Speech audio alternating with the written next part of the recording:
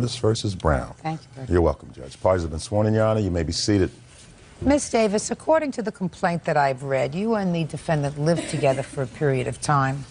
It is your claim that when you moved in together, you put down a substantial amount of money, almost, I think, $4,000.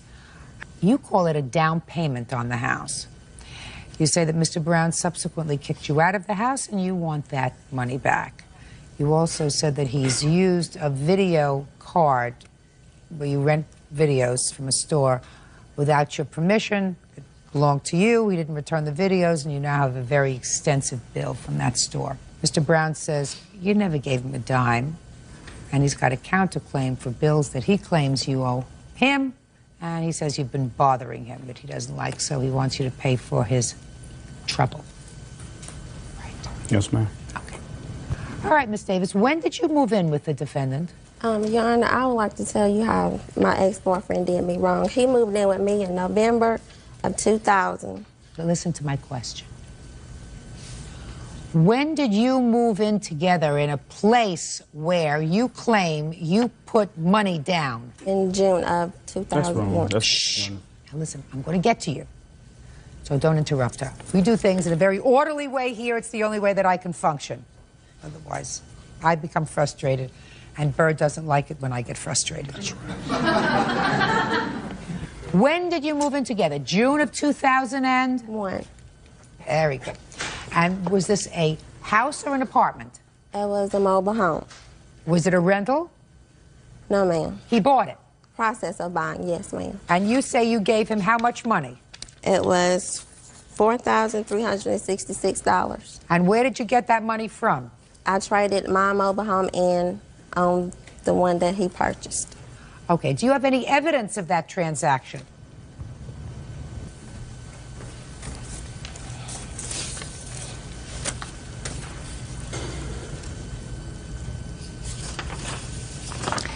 All right, sir. I seem to have some evidence would tend to indicate, Mr. Brown, that she did not, in fact, give you any money towards the purpose of your mobile home. exactly. She did not. Listen to me carefully, sir. I have evidence that she did not give you any money towards the purchase of your mobile home. But I have evidence here that she traded in her mobile home no, ma'am. as a partial down payment for a mobile home that went into your name. No, not at all. Not at all. Not at all. What has transpired was a mobile home that was sold from her cousin to me for $500, which we used as a trade-in. Yeah, but they gave you credit for $4,366 as a down payment credit. That was the value of the mobile home. I'm buying something for $500 and trading in for another amount. That's just like a good business transaction. Your Honor, Does it make sense? It's a profitable business transaction. If you can buy a car for $200 and sell it for $2,000, that's a smart buy. So that's exactly what I did. I took a smart buy and used it to advance in a better home for me and my children. Something doesn't sound right, sir. It doesn't sound Does it sound right to you? He buys it for $500 from her cousin and then uses it, and they give him a down payment credit of $4,366. I also gave in a $2,500 cash deposit as well. On or about June 26, 2001, traded in her 1964 Windsor mobile home as a down payment on a 1998 Horton manufactured home. Right. This 1998 Horton manufactured was being purchased by David R. Brown. We gave Miss $4,366 on a down payment credit on the 1998 Horton. Yes. Now, where's her name? Is that on any of the transaction? Show that to him. Your Honor, the reason why my name is not on there because the title was never changed over into my name, but I have a receipt where I purchased the mobile home before I met him. That's for a different mobile home she's speaking of. And we never used that mobile home as a trade-in. This right here is sufficient. This right here is sufficient. And her name is not on there in that transaction because she has no involvement in the transaction. I never said my name was on the mobile home, Your Honor. She gave me these monies in her mobile home, and her name is not on anything. Does that make any sense? That is my cousin. Her cousin. Ah. So they gave Miss $4,366 for the down payment. Yes, ma'am. All right. Forget it. I don't look into that. Your name was not on the title to that mobile home? No, ma'am. All right, At then the forget time, it. I did not have a job, but I have a receipt where I bought the mobile home from Miss. Show me. Do you have the receipt? You mean up this? there? $500? Yes, and I also have this right here. You have this? Is this what you're talking about? Yes, ma'am. That's nothing. That's nothing. That's something that you buy in a grocery store. Judge Judy continues in a moment. She won't leave me alone. We broke up, let it go. Guess she's steady looking for a payout for something she knows she's not owed to. Mr. Brown, I believe you. Real cases, real people. Judge Judy. Morticia Davis says ex-boyfriend David Brown owes her for the down payment on a mobile home and unpaid video rentals. David says her lawsuit is bogus. Now, what about this video card? When I got evicted off the mobile home, he used my Blockbuster When did he evict card. you from the mobile home? May. She moved out of the home before the eviction took place. So therefore, What do you mean there was an eviction? Had you gone to court to evict her? I went to court to evict her. Why is that? Because there was South Carolina state law. Once someone established residence in your home, in order for them to move out against their will, you have to evict them out. All right, so the relationship wasn't going well, I It assume. was downhill from... Do you have children together? No, we do not, No. thank God. Perfect. Okay, so what about this video card? Well, when he got his new girlfriend evict me, I got some bills in the mail, which he used my card illegally at 3 different Blockbusters, never took the videos back. Show me.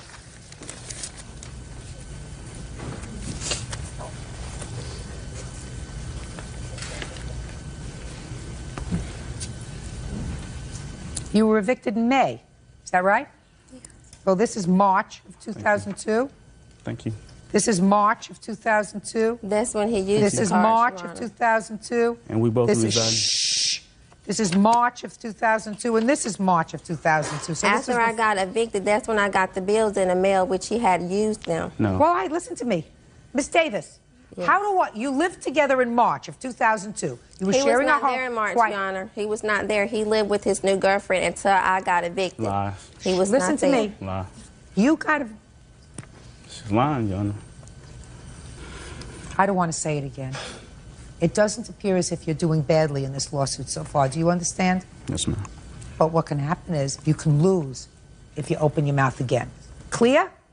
Yes, ma'am. You have any of these movies home, sir? No, I do not. He's not going to admit Do you to know it. where they are? The last was left in the home that she was residing in. Now, what she did with him after that, I don't know. Your Honor, that's not true. I haven't been back to the house. At the time, I was out the house from late part of March all the way up until April, May. Now he's Back in now May. he's Don't telling interrupt him. Back into May. All right, you have no case, Miss Davis. That's you. You want to get to your counterclaim? Mr. Brown. Yes, ma'am. All right. You said she owes you bills. Yes, ma'am. What does she owe you bills for? For rent, electric bill. She doesn't owe you for rent. You weren't anticipating any rent from her. I loaned her a few $100s for a couple of car note payments. Yeah, go ahead. What else? And Chalk it up to experience. What else? harassment. Well, I have a feeling that that's true, that she's been harassing you.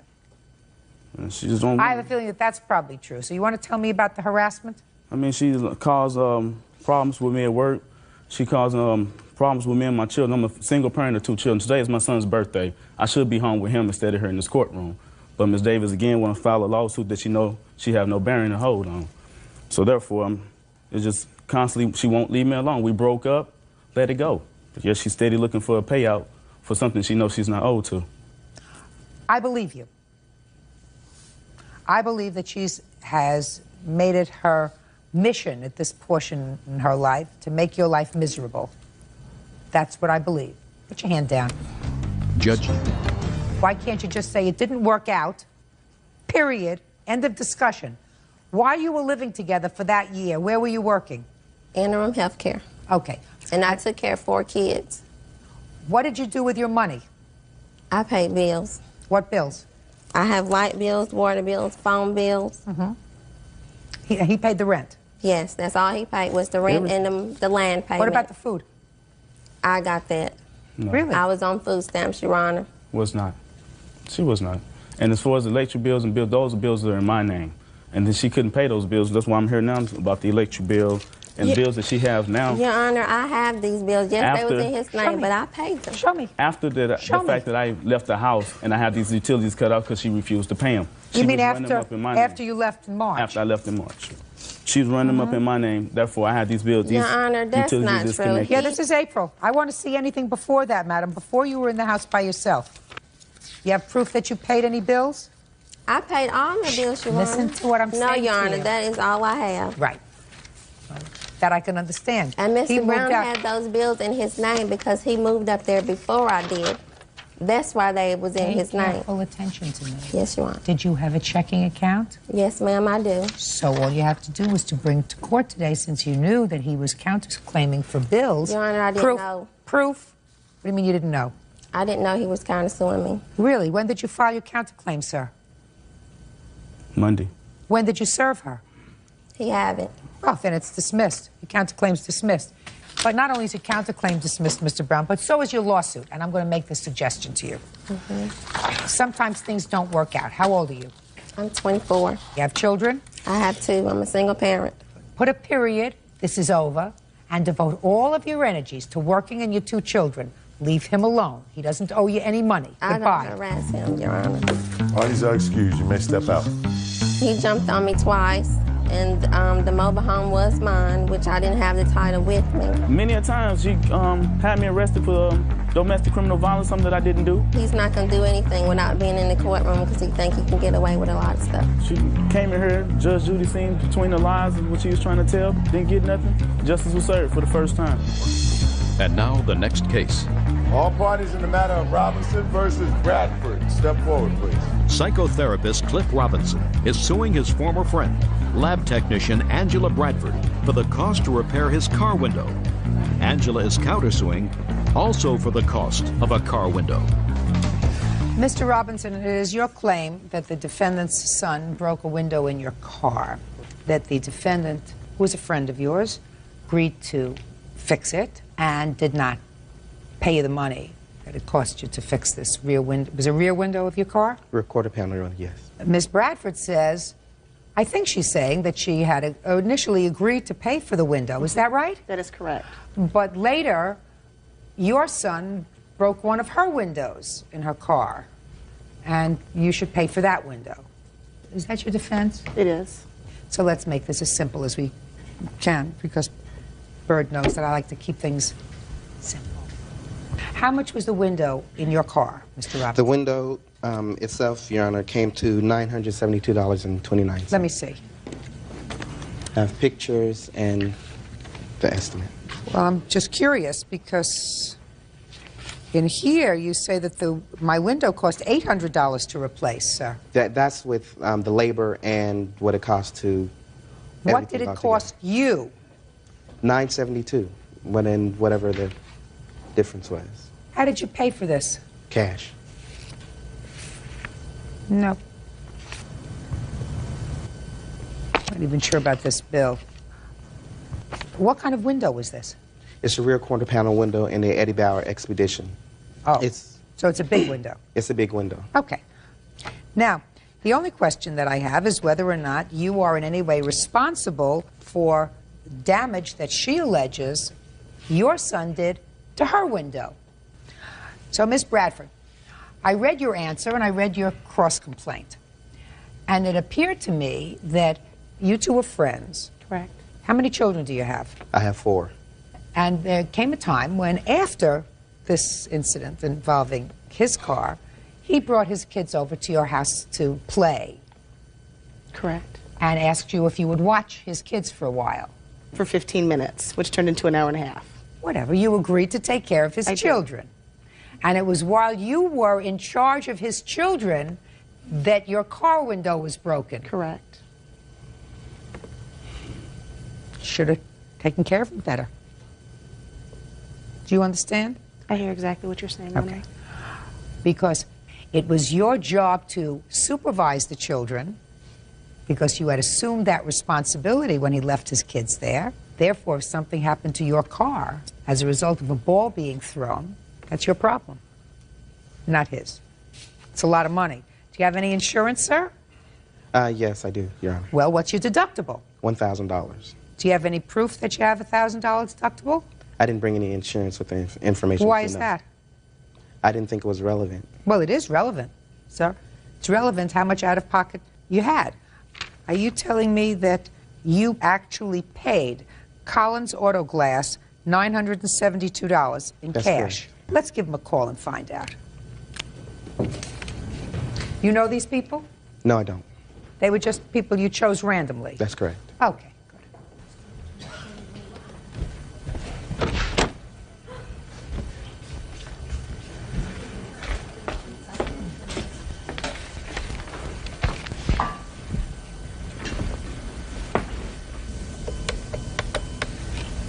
In Seattle, Washington, for Collins Auto Glass. So there is no Collins Auto Glass in Seattle.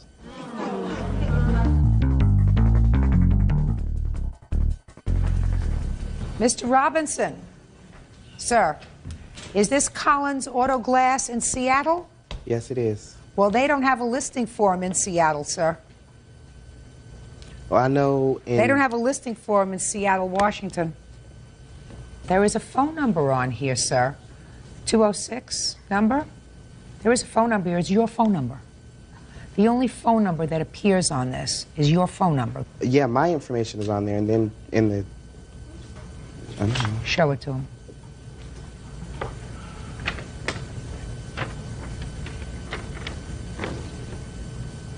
Yeah, that's my telephone number. That's correct. Oh, yeah, no. I don't. Collins Auto Glass doesn't have a phone number for their business. They also don't know how to spell residential. Well, I know in June, when I got it fixed, there was a Collins Auto Glass. I got it out of the yellow pages.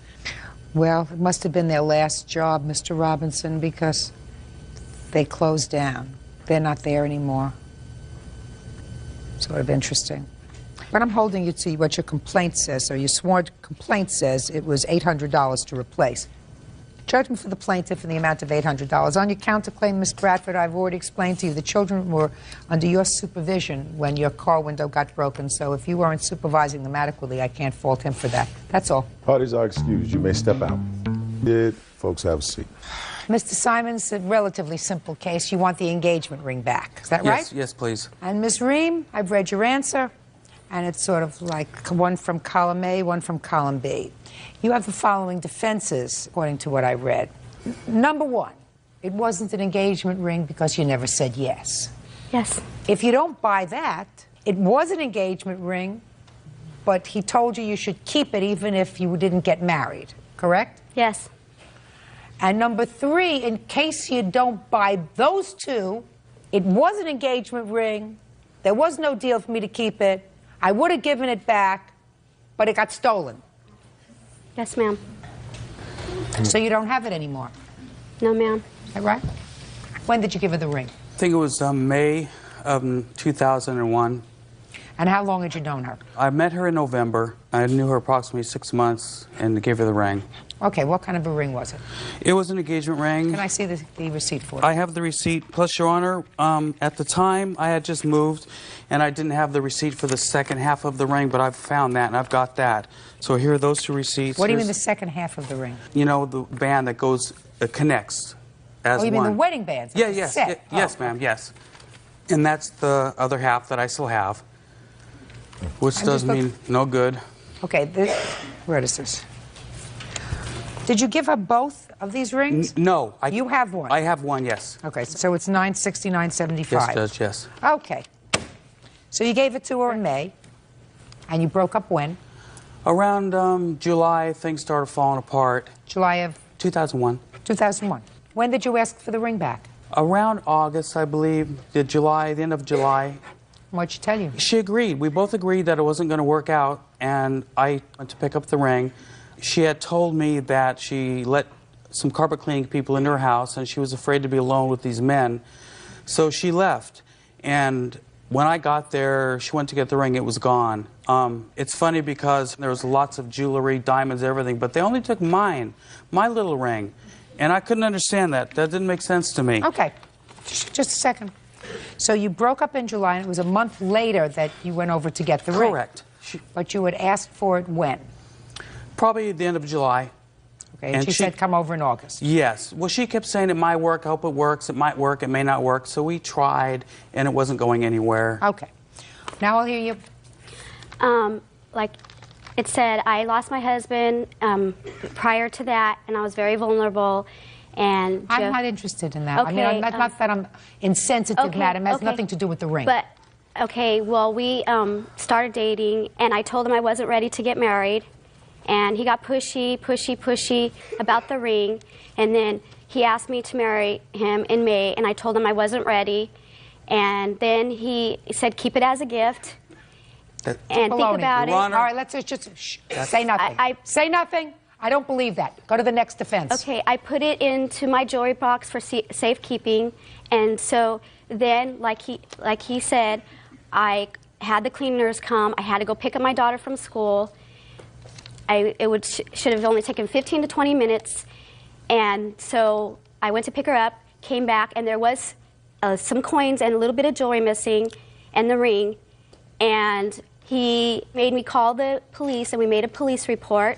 It's right here, and it couldn't be an engagement ring because he dated other women. He verbally abused me. He verbally abused my daughter. I'm not interested. Okay, but it just was an engagement ring. Sure, it was an engagement ring. It was an engagement ring because he bought not only the ring, he bought the wedding band. I told him I wasn't ready to get married. He told me to keep it. I don't believe you. I don't believe you. You owe him $975. Let me explain something to you. If you have a ring and if you break up with him and if you're not going to see him anymore, you give him back the ring. Case closed. I tried to. Case closed. In July, you don't hold on to it and put it in a box for safekeeping. That is, if in fact you put it in a box for safekeeping and you didn't go sell it someplace, which I think you probably did, or you still have it and maybe you're going to give it to your daughter or somebody else. In the meantime, if it doesn't work out, why should he feel as if you've taken advantage of him? Why? It was the other way. He told me he needed money for tires. Constantly always after me for money, all the time. That's what this is all about. He just told me he's going to take me to court to get tires because he needs new tires and because he just bought another house. Listen to me very carefully, madam. He's taken advantage of me from the very beginning. Then how old are you? I'm 38, but I'm very well put together. At the time, I wasn't. I was distraught. Listen to me. You don't look like the kind of person that anybody takes advantage of. I just lost my husband, and my mom got diagnosed with cancer, and he knew this. Listen to me. Listen to me. If you were grieving over your husband, you don't take a ring from somebody else. I know that. I know that Good. now. But you did. But you did. made a and by mistake. taking a ring from somebody, what you're really saying is, I'm interested. I'm interested. That's leading somebody on. That's cruel. That's unkind. And in my judgment, after listening to both of these stories and hearing your three defenses, A, I didn't say yes. B, if I said yes, he told me to keep it anyway, even if we broke up. And C, it got stolen. I don't believe you. After he came over and looked for the ring, you said, I'm sorry, my other stuff is here, but your ring is gone. He said, well, file a police report, which is what you did, correct? Anywhere in the police report did it say that there was evidence of a burglary? Yes. Well, show me. Show me where. No, read it where it says there was evidence of burglary. Right here on the top, it says crime, burglary. Show me where the police wrote down that there was evidence of a burglary, not what you claimed there was.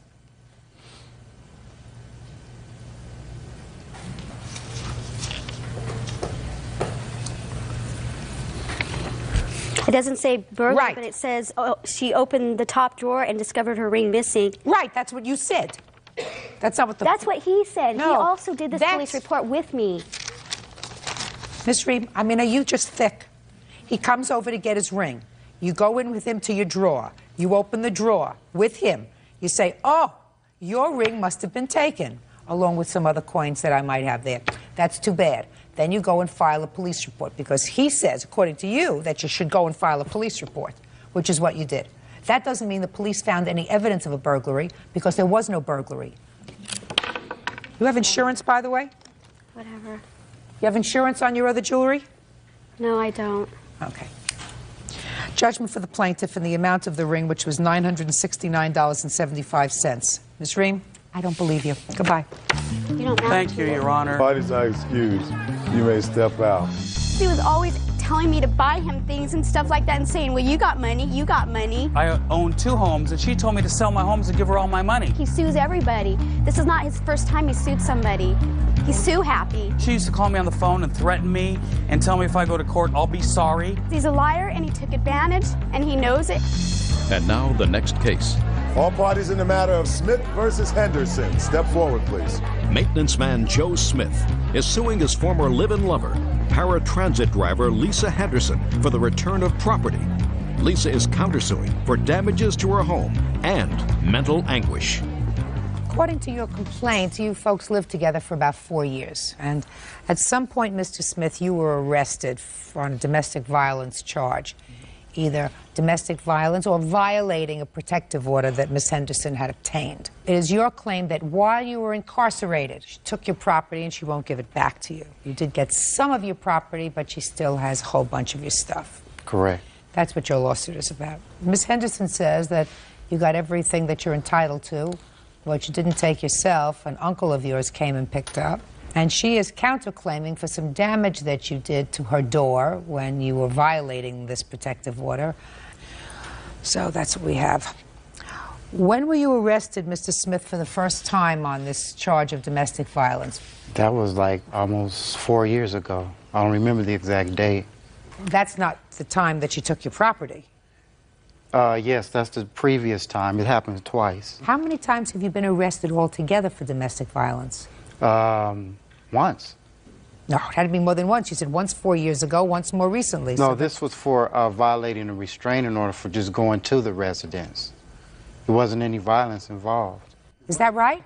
Yeah, he was charged twice. One for holding me captive in my apartment when I was 6 months pregnant in January of 2000. And he was convicted of that charge. We got back together. A testament to your good judgment. Yeah.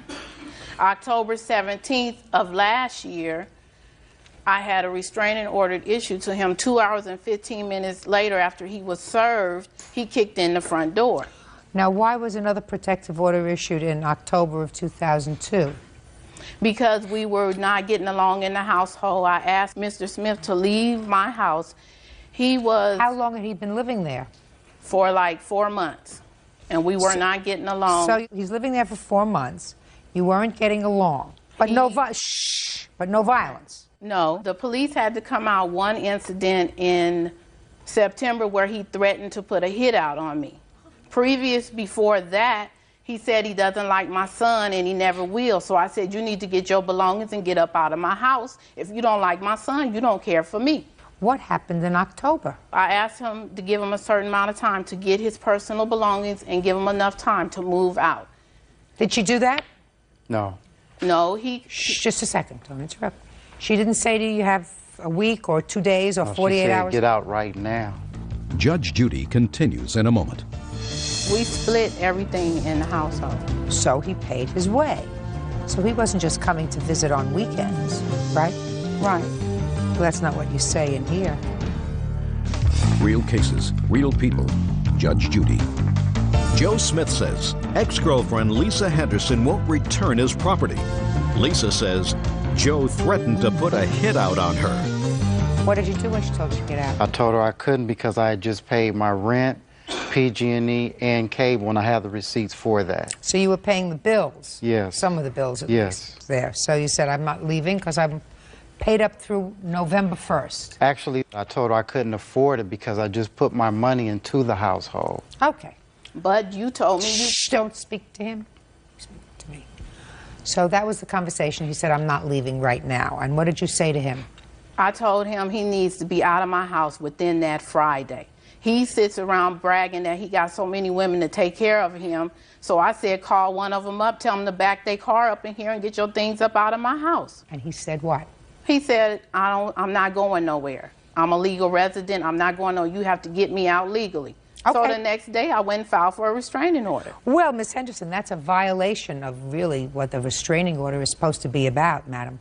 A restraining order is not something that you use instead of housing court. You had a discussion, you had an argument, you said get out and leave, and he said I'm not leaving. And you said no, you're going to leave, and he said get me out a legal way, and you said what's the best legal way for me to get out? I'll just go and tell somebody he threatened me. And you fill out a paper and you lie, because so far I haven't heard anything about a threat. And a judge looks at it and issues a restraining order. That's an abuse of what a restraining order is supposed to be.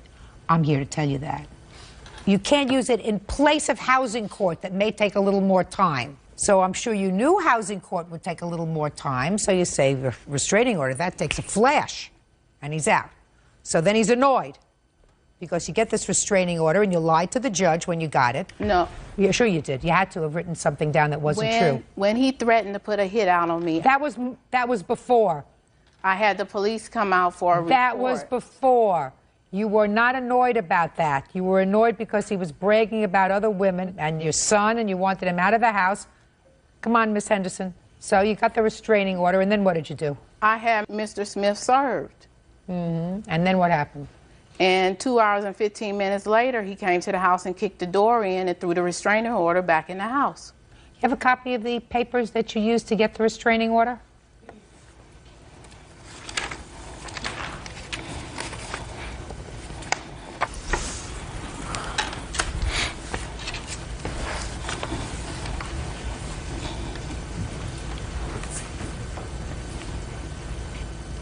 Can I see the checks that you wrote for any of the bills in the apartment, Mr. Yes, Smith, ma'am. please?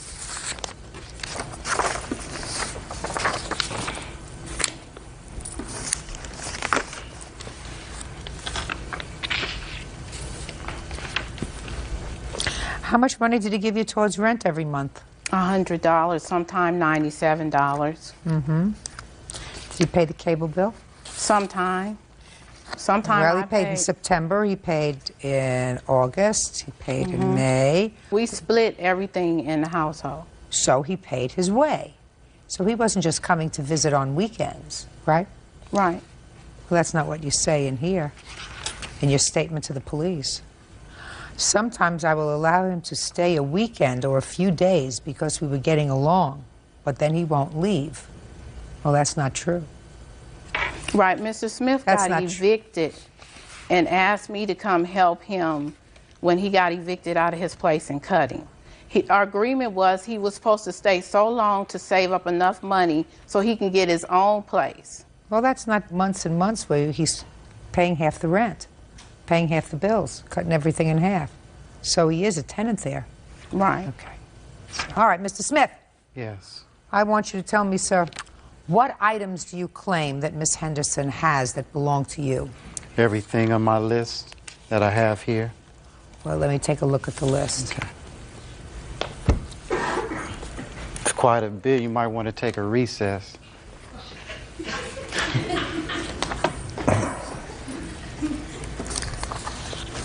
Show this to her, would you please, Bert?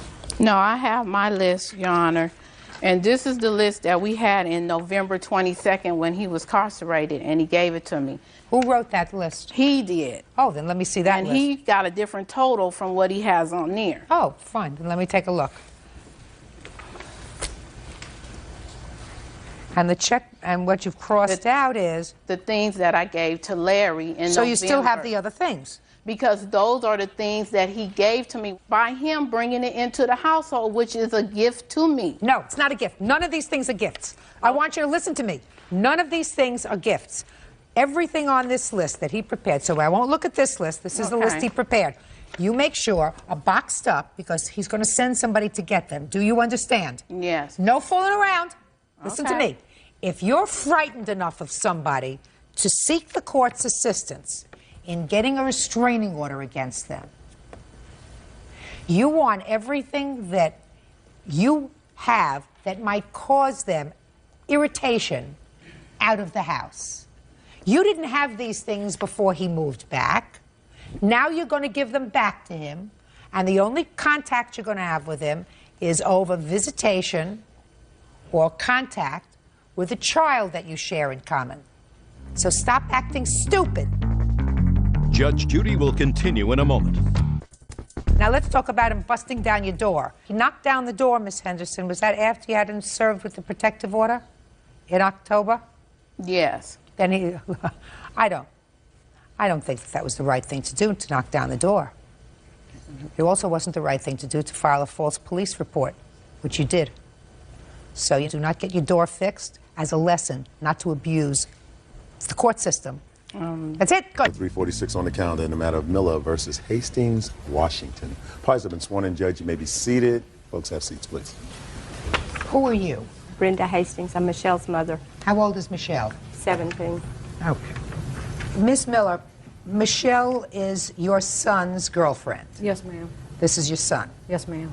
So you're really suing your son and his girlfriend. Her mother is here because she's a minor. Yes, ma'am. It appears from what I've read that you decided to rent a house. You were separating from your husband or something like that. Yes, ma'am. And that your son and his girlfriend said that they wanted to come and live with you. You say that this didn't work out, but they owe you for back rent.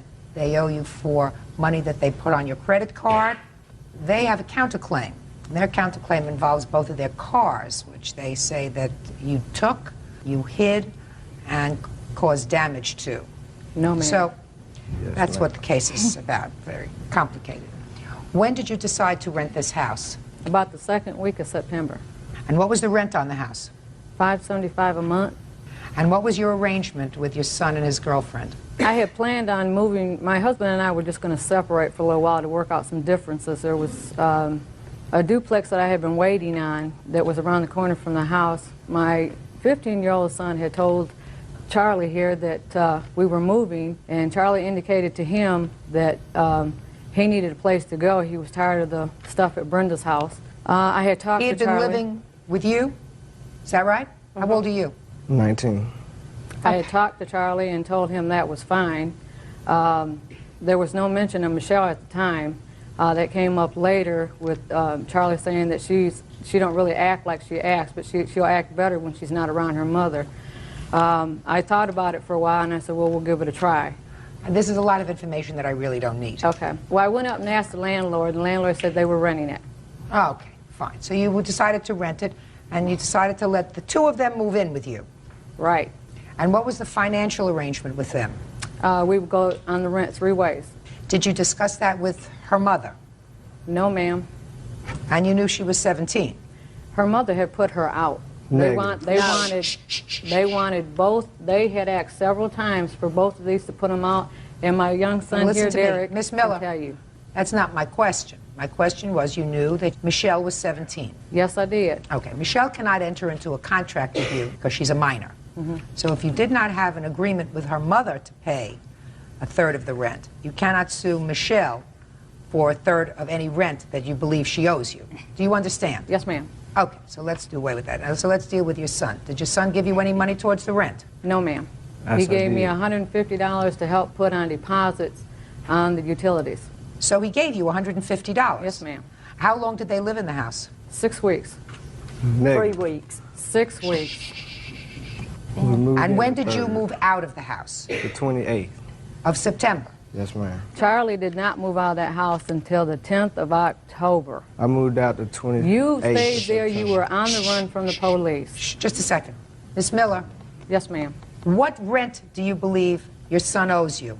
For him and Michelle, then it should have been half of the $575. No. Miss Miller. He's supposed to pay a third of the rent, right? Right. But I have a 15-year-old at home that these two here complained what was his part of the rent because he was getting child support. Did you move in with another child? The 15-year-old moved in shortly after these two did. He didn't stay there all the time, but he was there. What about you? Did you move in? I didn't move in until the 24th of September. September? No, August. Oh, no, it was September. I'm sorry. I didn't even stay there half of the time. Miss Miller, stayed maybe a whole week. Miss Miller, did you move in August 24th or September 24th? September 24th.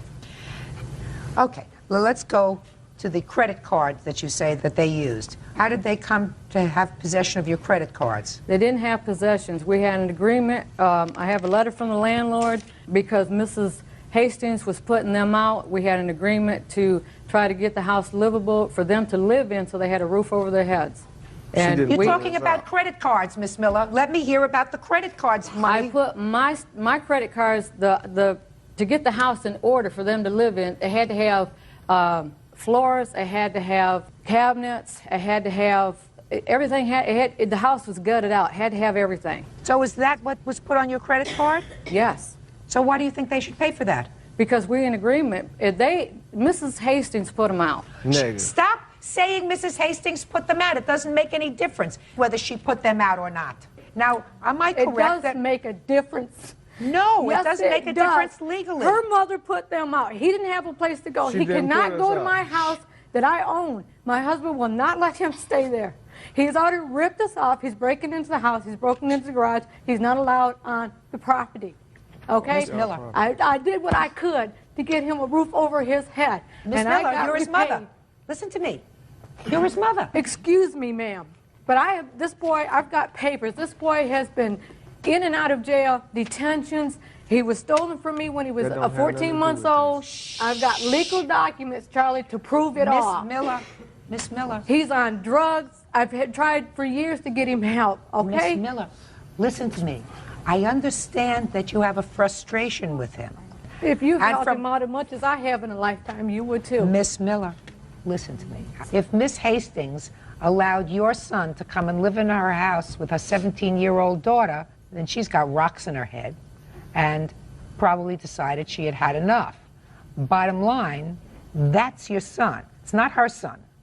And if she had had enough of him and was putting him out, and her daughter Michelle says, I'm not staying here without him, then she says, you want to go with him? Go with him. He's been living there with her since she was 15 and he was 17. You want to know something? And she's put him out 3 times. Miss And Miller. I have been there, Miss Charlie. Miller. Miss Miller. Yeah, okay. Miss Miller. Yes, ma'am. This is your son. And if she's put him out 3 times, and if he was living there from the time he was 17 years old, it had to have been because you and your husband put him out. Exactly. No, he left Exactly. on it. No, you left on your own Miss because Miller, you don't were talk on to him. drugs, Charlie. Miss You were Miller, selling drugs 1, 2, out of my 3. house. Miss Miller. And I called the police Put her on you. outside. That's why you left. Put her outside. I'm going to let you cool off outside, Miss Miller. Real cases, real people. Judge Judy. Atina Miller says her son Charlie Washington, his girlfriend Michelle Hastings, and Michelle's mother Brenda owe for rent and repairs to her home. Okay. Miss Miller, you can't talk to your son. This is not time for you to shout at your son when you're in a court. Time to do that is when you had him in therapy when he was 7 years old. If your son had been giving you problems and moved out of your house, whether you put him out of your house or whether he left voluntarily, you knew where he was living with the Hastings family and their daughter. That was probably a major error on their part. Some people do that. I never quite understand why they've taken somebody else's problem into their home. But be that as it may, if you decided that you wanted to put a roof over your son's head as his mother, that's what your job is. That kind of unconditional love is what you do for a child, even if they drive you crazy. Are you currently living in the house? No, ma'am. Did you decide to go back to your husband? Yes, ma'am. Is that where you are now? Yes, ma'am. Is that where you're going to stay, you think? Yes, ma'am. Tell me about the cars. You took your son's car out of impound? I paid to get it out, yes, ma'am. What'd you do with it? Set it in my backyard. And what happened to it? It sat there until the day that he came and threatened me. And then I took it down on the corner where I told him and the police officer that I would set it and left the keys in it, that in the Nissan. And somebody stole it? I don't know. Well, it wasn't found on the corner, is that right? I don't know where they found it at. Where did you find your car? I found mine in a ditch on Orville Smith. It was not in a ditch. I got pictures of where I left it. Well, that's what I'm saying. So what you're saying is somebody took the car after you left it there with the keys in it. Why'd you leave it there with the keys in it? There was no keys in it. There was keys in it. Crazy. When you left it, the keys were in it. So I'm asking you, why did you leave it with the keys in the car? He came, he harassed me. I didn't want him on the property.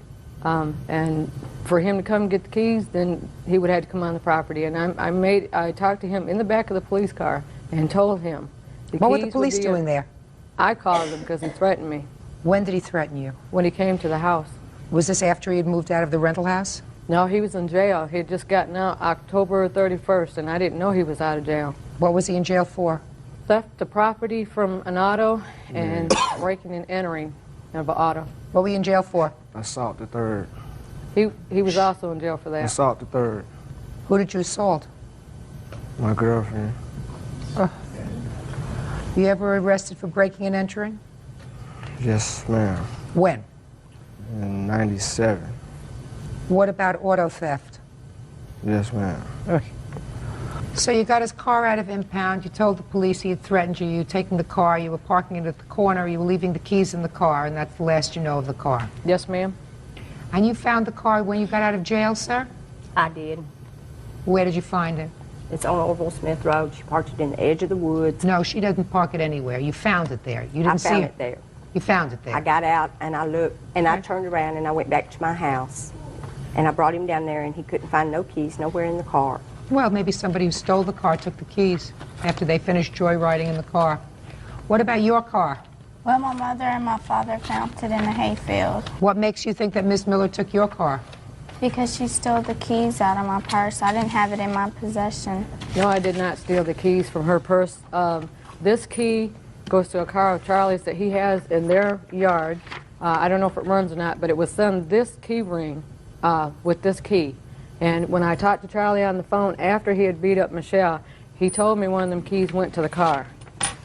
And that's how I got the car. So what did you do with the car? Charlie explained for me to take the car to my house and park it and not to let Michelle have the car. You mean her car? No, it's his car. It's legally in his name. Is that right? Yes, sir. Is your car, the car that you're talking about, that you're suing over, in whose name is that car titled? His. You have two cars titled in your name? Yes, ma'am. What year cars are they? 94 and 87. What do you do for a living? Well, I was working at Arby's. At Arby's? Who bought the cars? I bought one, she bought one. But she wasn't old enough to put it in her name, so I signed for it. Why didn't her mother sign for it? Because they went and got it without me. I was at work. They went looking at cars. They picked out one and she bought it. Miss Hastings, yes. Is he still living in your house? He is right now, yeah.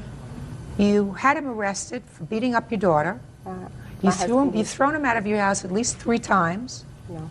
No. He left your house 3 times in the last 2 years. You took him into his house, into your house when he was 17 years old. Since he was 17 years old, he's been arrested several times, according to him, for a variety of things. Breaking and entering, auto theft, assaulting your daughter. Would you kindly tell me what kind of medication you're on? Because I want to take some. If you don't see that he's not right for her. Real cases, real people. Judge Judy. Bettina Miller says her son Charlie Washington, his girlfriend Michelle Hastings, and Michelle's mother Brenda owe for rent and repairs to her home. Miss Hastings, he's not right for her. He may not be right for her, but everybody has to make their own choices. And hey. Everybody has to make their own choices once they're an adult. Until you're an adult, your parents help you make those choices, and they don't do things that encourage you to make bad choices. Well, Tina has put her son out several times. Tina's son is a bum. Was your daughter a bum when she was 15? No, my daughter was in school when she was 15. Is she still in school? She's going to night classes. No. Before she met him, she was in school. Yeah, but she... After she met him, she's not in school. Had nothing to do with him. Oh, listen, Miss Miller. Yes, ma'am. I'm going to give you some words of advice. Is this the first child that you've had that's been in trouble? Yes, ma'am. You think you know how to deal with it now? Yes, ma'am. Tell me how you're dealing with it. I work with the best I can. My advice to you is you be there as a backup in case of an emergency, in case something bad happens. But until he grows up and stops doing things that are both harmful to himself, to the people that care about him, and to you, he's going to have to make his own mistakes. If you put yourself in a financial position where you've stretched your finances, it's a foolish thing to do. Because what will happen is he will never be forced to grow up. You tell me you put him out of the house, or he left the house when he was 15. The Hastings took him in. And when the Hastings decided to put him out, you provided a roof over his head. He's never had to grow up and face responsibility. Had 2 cars titled in his name, working at Arby's. Well, he didn't buy the car. The Firebird was given to him as a gift by me and my husband. I did not put him out of the house. He had a choice. He could go to jail or he could go back to Michigan to his dad. He took off on his own. He was on the run. We did look for him. He stayed with a friend of his up in a trailer, drinking, getting high. The owner of the trailer came to our house, wanted to know what was up. We went up there. He was gone. Okay. Ms. Hastings, I've already told you what I think of the fact that you allowed him to move back into your house after he beat up your daughter. That's the dumbest thing I ever heard. Absolutely the dumbest. And if your daughter wants to be dumb enough to take off with him, as you said, people make their own choices. But you're making it real comfortable for her to do things that ultimately are going to be devastating. It doesn't matter in what they have done. I mean, it's the car situation. It's her having them to move into a rental house because her marriage, she moved. No. She moved I'm out. not, listen to me. I'm not dealing with your lawsuits. Both of your lawsuits are nonsense. Hers, she cannot convince me that her son owes her any money. With regard to the cars, you have no proof whatsoever that your mother took your car, put it in a ditch. She says that after an argument with you, she told the police, I'm putting the car on the street corner with the keys in it. I don't want him anywhere near my house. A reasonable explanation is that somebody walked by, saw the keys in the car, took it for a joyride, and trashed it. I think that both of you, but especially you, Miss Hastings, I don't understand you at all. What do you do all day, sir? Now, Now. go to school No, you don't. at night. I asked you what you did during the day. Don't tell me that you go to school at night. What do you do all day? Hunt for jobs. Hunt for jobs. Michelle, what do you do all day? Work. Where? At Walmart. You work 5 days a week? 8 hours a day, 5 days a week. And you come home and he's watching TV? Michelle, look at me. You come home and he's watching TV? I don't know what he does during the day. Michelle, before you get pregnant, get smart. You'll be working at Walmart, 9 months pregnant, and he's going to be sitting home playing with Nintendo that you will have bought him for Christmas. Get smart. Cases are dismissed. Parties are excused. You may calendar in the matter of Griffin versus Moore. Thank you, Bert. Parties have been sworn in, Judge. You may be seated. Folks, have seats. According to your complaint, you and the defendant met when I believe her husband and your son were incarcerated together. Yes, ma'am. Your complaint alleges that you developed a friendship and you allowed the defendant to charge certain items on your credit card with the agreement that she would repay you or pay the bill as it came in. Initially she did, then she stopped. And you allege that when she stopped paying, she owed you $842. That's correct, Your Honor. So when did you first meet the defendant? I think approximately about a year ago. My son was incarcerated, and he was her husband's roommate. So we became good friends, and we would go shopping at the Avenue, and every time she would charge anything, she was so good about paying it. I mean, it was probably most of the time before it even became due. When my son got out of incarceration, she had a type of attraction to my son. It became almost impossible for me to have conversations with her because I did not want to be in the middle. Your Honor, that's not the truth. Just a second. And after a lot of harassing phone calls, I had asked to quit because I couldn't take it anymore. Then at that time, she refused to pay for what was left to be owed on my credit cards. What was left? This is the deposits of as far back as we started this. These are all that she's charged, all she's paid, what she owes is left.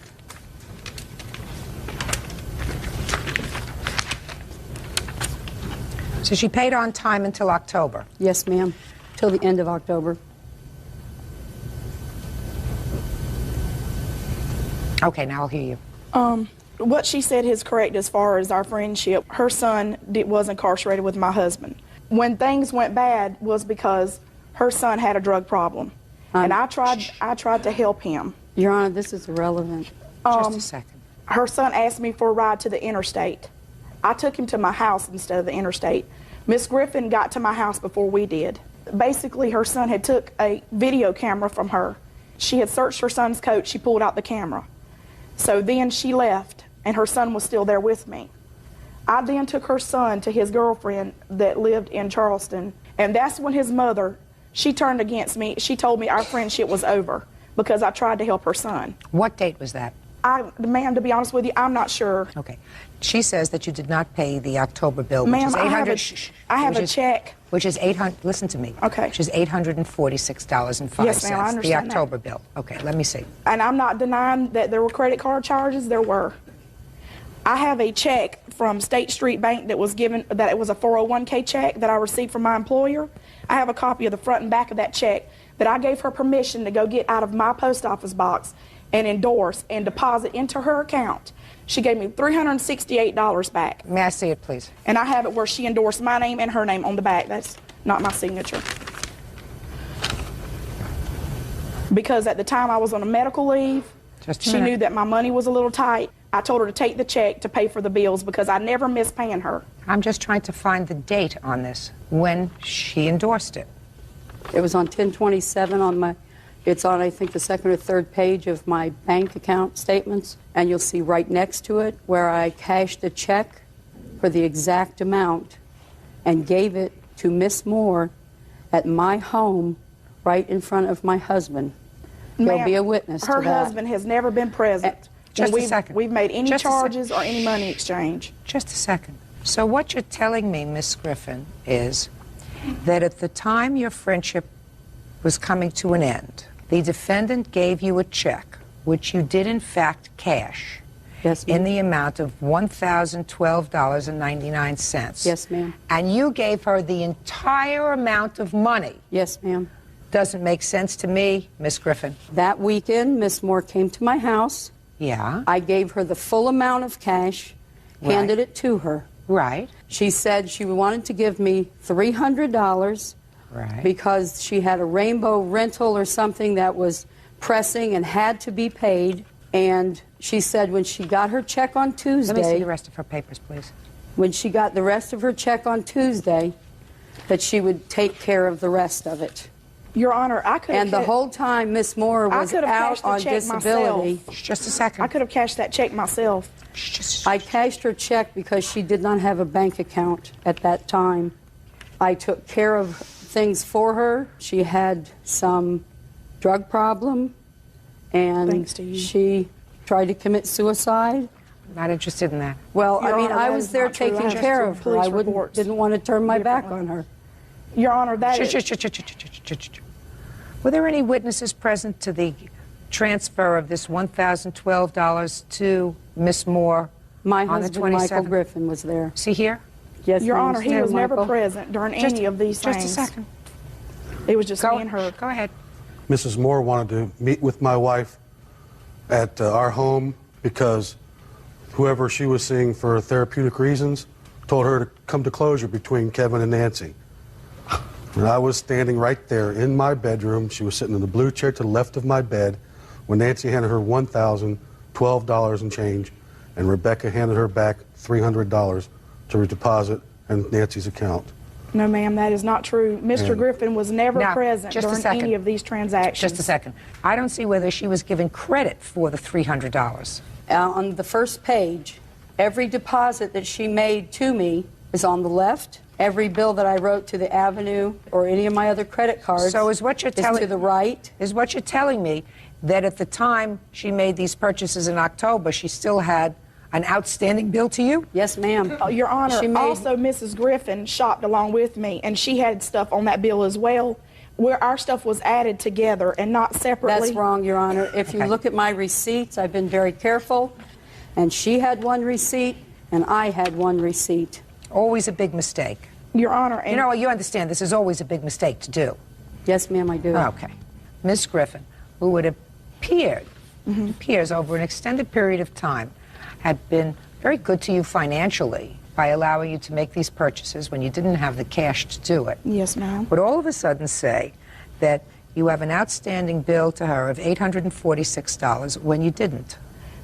Your Honor, like I said, when our friendship separated, it was due to the fact that her son stole from me and he went to jail for a drug charge. That's untrue, Your And Honor. I have the police report here. That's when mine and her friendship went sour, because her son came to me, he asked me for help. He spent 3 days at my home when she didn't know where he was. When I told her that he had been at my home, she got very upset with me for not contacting her. What date was that?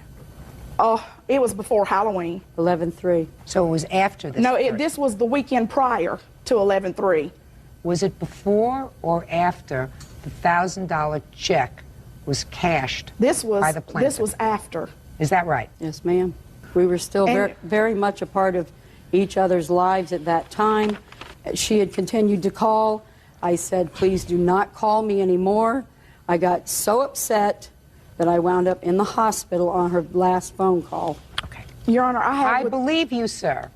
Listen to me. I believe you, sir, when you indicate that $1,012 was passed. Were you present when $300 was given to your wife? Yes, Your Honor. How was that given? In cash. $100 bill? Rebecca, pardon me, Your Honor. Rebecca handed back cash, $300 cash to Nancy. Not true, Your Honor. That is not true. And I have somebody. You have here your with, bank records with you? No, because at the time I did not have a bank account. She was correct about that. I did not have a bank account. But I could have cashed that check myself through my employer's bank. But you didn't. But I always cash my checks by myself. She you never said did you it had before. a witness. I'll hear your witness if your witness has anything germane. If he does. Yes, What is your name? Alan Young. I've been a friend of Rebecca's for 15 years. Becca asked me would I give her a loan of $300 because she owed Mrs. Griffith some money. She borrowed money from me that night because she said she had to pay on her rent or something. So I kind of believed her. What is your rent, Miss Moore? $385. Well, even if she took all the money she owed you, you still had the $300 for rent. I understand So why did you that. need to borrow money from him for? Because I had additional bills that I owed for besides paying her, but I wanted to pay her and have her out of the way because I always paid her before the bills were due. Do you have the statement from your account, Miss Griffin, as to what payments you made on the account in November? Yes, ma'am, that would be right in those payments there. I'll be glad I to see. show You them to made a deposit on the 30th of October. Yes, ma'am. Your Honor, she was paid in full when she received that check. No, ma'am, I was not. Yes, you were. No, I don't think so. I don't think so because I see no other basis for her depositing only $300 into her checking account on the 30th Well, Your of Honor, October. I can't help if that's the only thing she deposited. She was paid. I have to make a determination based upon evidence. The evidence indicates that on or about the time that that check was cashed, she did deposit $300 into her account. So I'm entering a judgment for the plaintiff in the amount of $842. That's all. Thank you, Your Honor. Parties are excused. You may step out. The jail Monday. She is married, and at the time I had a fiance. I lost a friendship on kind of her son's drug problem. She knew that, and she was still coming on to me. She can't rule everybody. And now the next case.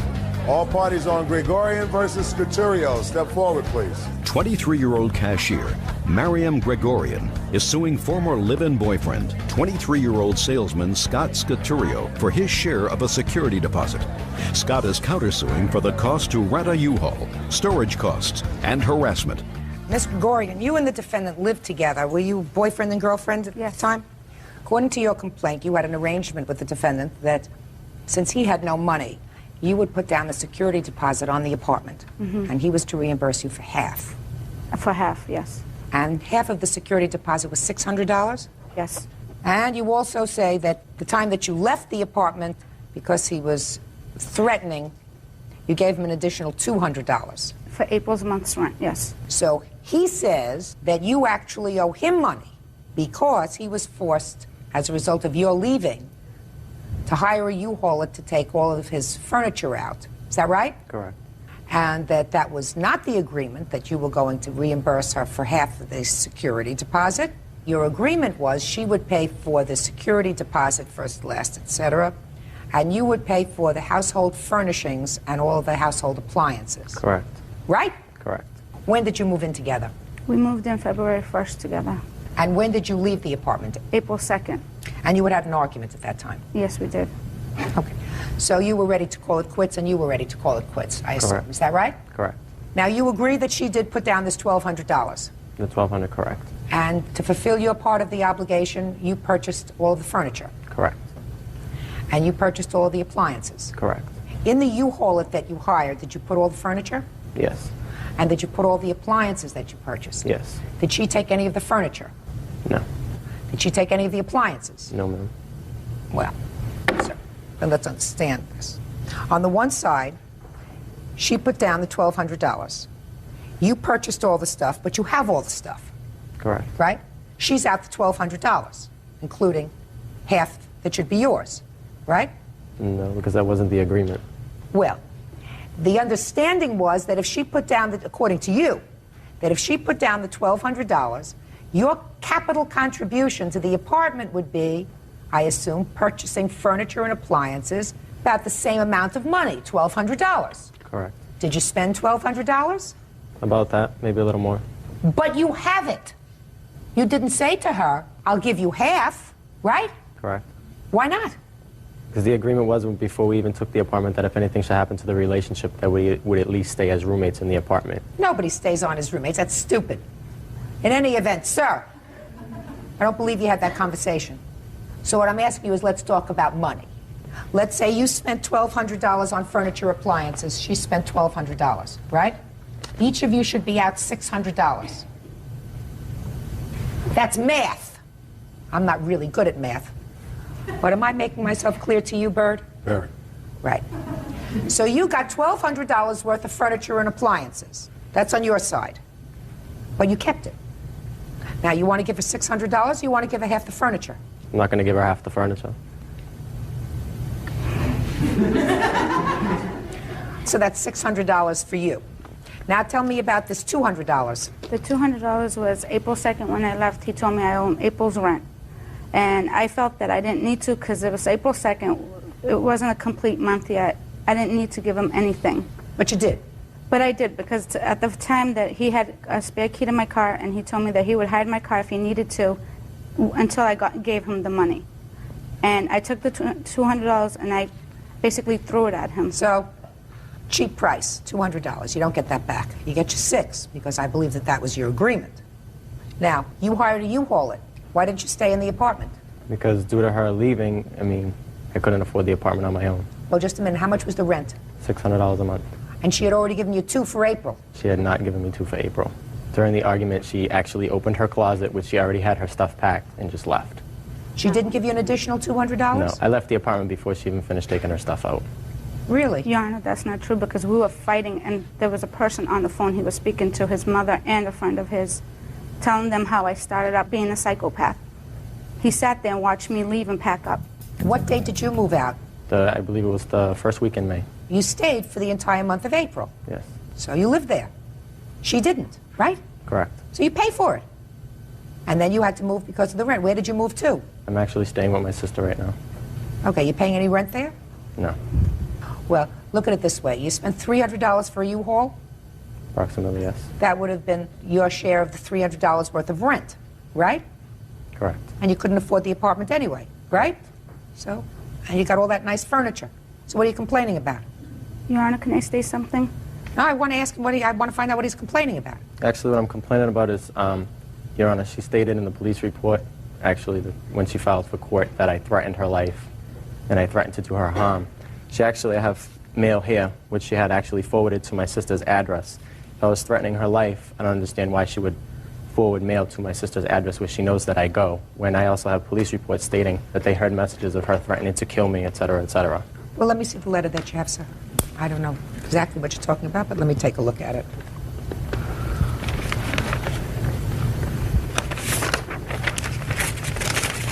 I forwarded the mail to her sister's address because at the time when I had nowhere to go, she offered to take me in. That's why I did it. Whatever. It's really not dispositive of anything. All right, you owe $600. Your counterclaim is dismissed. Judgment for the plaintiff in the amount of $600. That's all. Versus Selb, Stamter. Parties have been sworn in. Judge, you may be seated. Sir, have a seat, please. Miss Selb. Yes. You were married to the defendant's father, is that right? Yes, ma'am. For 7 years. Almost 7 years. Yes, ma'am. He died. Yes, ma'am. It is your claim that the defendants agreed to reimburse you for the costs of cremating your husband. Yes, ma'am. They say that there was never such an agreement. When did your husband pass away? I cannot hear you. When did your husband pass away? He passed away of October 6th last year. Was his passing away sudden? No, ma'am. He had been ill for a period of time? Only my son was there. Okay, let's try it on this side. Was your father ill for a long time? I would say yes. What do you mean you would say yes? He had open heart surgery in 1994, and among many other illnesses, and I don't think he ever recuperated, if that's from what you his mean. open heart surgery. Right. Were you notified as soon as he passed away? He passed away at 2 o'clock in the morning, and Natalie called me the next early, about 8:30 the next Was morning. he home or was he in the hospital? He was in the hospital. How long had he been in the hospital? It was 2 days prior. To his passing. She called you 2 days before. Did you go to see him? No. She told us not to. She told us not to bother coming up there. She has no right to do that. And if she did, I would assume that you would just disregard that and go and see your father anyway. She requested us that we did not come up there. Then you disregard that request and you go see your father. She said that he was not, there was no plans for actually that he was going to survive the evening. Even more reason for you to get there. Did you see your father regularly? A few times a year. And you? Natalie made it very difficult for us to see our father. She called me in 1998 and told me that I was never welcome in her home again. So my visits with my father had to be over the phone. I was not welcome in her home. All right, Miss Selb, would you tell me the conversation that you allegedly had with these children about their reimbursing you for the cost of your husband's cremation? On October 21st, they came over to pick up some of my husband's heirlooms. They also want to have the ashes. I told Tina that I have paid $1,200 for it, and she said she will reimburse the money. All I have to do is just send the bill. I never said that. I have sent the bill with a letter. I didn't hear anything from her. Just a minute. At that time, did you give her the ashes? Yes, they took the ashes when they left. Was there any funeral service for your husband? No. There was just at the park, you know, people have got together and had dinner and stuff like that. And I have asked them, but they didn't want to come. But they came to the house to pick up some property, is that right? Yes. That's correct. And you picked up your father's ashes? Yes. Tell me under what circumstances this lady gave you the ashes. We went up to get my dad's war mementos and our family photo albums, all that was left of that my father had. And there was never a discussion about taking the ashes home. I mean, that wasn't why we went up there. Okay. She presented a carton as we were leaving of his ashes, and we were both very surprised by that. There was never a discussion about reimbursing for ashes or giving her money for the cremation, and then we can exchange, you know, pay this ransom for my father's ashes and we could leave with it. Never a discussion about that. The ashes were there. She presented it to us along with a copy of what appears to be his will, and we left. That was that. Miss Selb, why did you give them your husband's ashes? Why did I do what? Why did you give them your husband's ashes? Because Doug asked for it. Because they asked for it? Yes. And you had no problem with that? Well, I mean, I didn't want to divide it, ma'am. You know, so I said, okay, you go ahead and take it. Because Tina told me that she's going to reverse the money. Well, when you decided to have him cremated, you didn't speak to her with regard to the costs. Is that right? She told me also that whatever I do is okay with her, and she also talked to my son. That's not true. At the hospital. That's absolutely not true. At the where? At the hospital. When my husband was in the hospital, she called. My son was in the hospital when she called when my husband was sick. Step up. Tell me. Not proper court attire. Sorry. So you should have something important to say. I assume you do. Basically, I was there when he went into the hospital and when he died. And when did you have a conversation with Tina? I had conversations with them at least, each of them at least twice. Go ahead, let me hear about the conversation. You know, they were asking what was going on with their father and, you know, what do the doctors think? And I said, they don't really know. They pretty much think he's going to die or they're not going to do much about it. And then they told me that they weren't able to get up there. So we went in the next morning and made arrangements to have him cremated. They left it in the hands of my mother to take care of. Were there any death benefits under Social Security? I believe the $225 that they give for when somebody dies, Social Security, that was about it. And then, The $225 for burial costs? yeah, that's what the Social Security system will pay. Okay, well, that's $225. Correct. Even that, your lawsuit is $1,200, which is the entire cost of cremation, right? Yes. Is there a will? Your Honor, my father had an estate when he married Natalie. And I have here a record of every single thing that my father had and things that show, as far as I'm concerned, that he had an estate that more than paid for funeral expenses. Plus his wishes to be buried. He wanted whole. to be buried whole next to my mother, who died in 1983. He already had a plot. He already had his wishes known. She knew them. She and I discussed this. When he died, she knew that we did not want him cremated and that he didn't want to be cremated. How long was he married to your mother? 37 years. When did she pass away? 1983. I hired Natalie to be his housekeeper. I think an important point. Go ahead. I think an important point is that when my father was ill, we hired Natalie, my sister actually hired Natalie to take care of him. And in a 6-week period, they were married, and she produced a license with his name on it. And her license. With her name on it, and my father's name. And at that point, a bank that had all his funds and monies called us up, my sister, which was the power of attorney at the time, and said there's something funny going on. This woman is here, and she's liquidating Closing all of his accounts.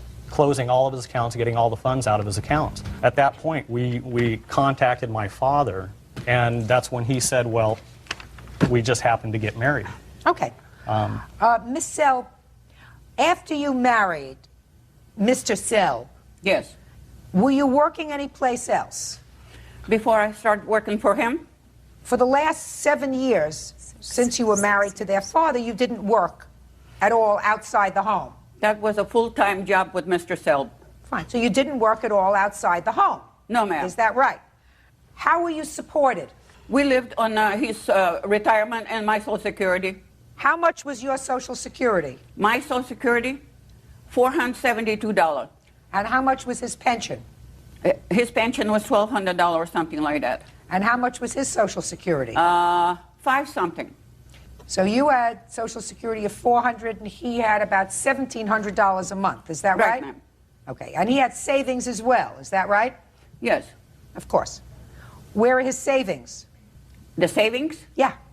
We spent most of it. Do you have any left? We have traveled quite a bit, ma'am. Oh, just a minute. Do you have any left of his savings? Yeah, I have $2,000. Good. That pays for the funeral. Thank you very much. That's all. Parties are excused. You may step out. The only thing I can say that I took care of their father for 7 years. My sister went there a couple of weeks afterwards, and she found the mail actually had been sorted through and gone through, his financial statements gone through. They wouldn't even answer the letters I have sent it to them. And now the next case. All parties in the matter of Langlois, step forward. 51-year-old office manager Vicki Langlois is suing her ex-husband, 36-year-old operations manager Jim Langlois, for medical expenses for the family dog. Miss Langlois, you and the defendant were married for 13 years. You were divorced officially, I believe, according to what I've read, in 1999. Correct. There was a dog. Jim's dog. Well, you say it was Jim's dog. There was a dog that lived in your house for a long time.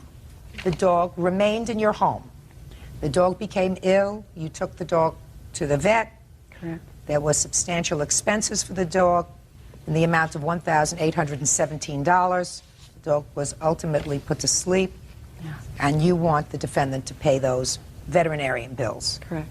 Okay. So I will hear you on why you think he is responsible for those bills. When he left in March of '99, he moved into a studio apartment where there was no pets allowed. I was left with the dog to care for it. Then, March of 2000, the dog became ill. I talked to Jim, and I explained to him everything that happened. He didn't disagree with how I handled it. I told him I would not be able to pay the bills, and he said that was okay, and he would take care of it.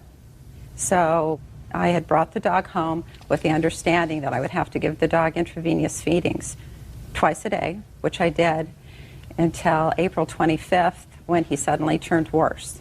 I called Jim. I told him he wanted to see the dog. I brought the dog to him, and he returned the dog to me, and the next day the dog even got worse. I called the vet. She said there's nothing more we can do for him. How old was the dog? 12 years. And how old is your son? 12. So that the dog had been your son's companion as well. Yeah, his best friend. Okay, go ahead.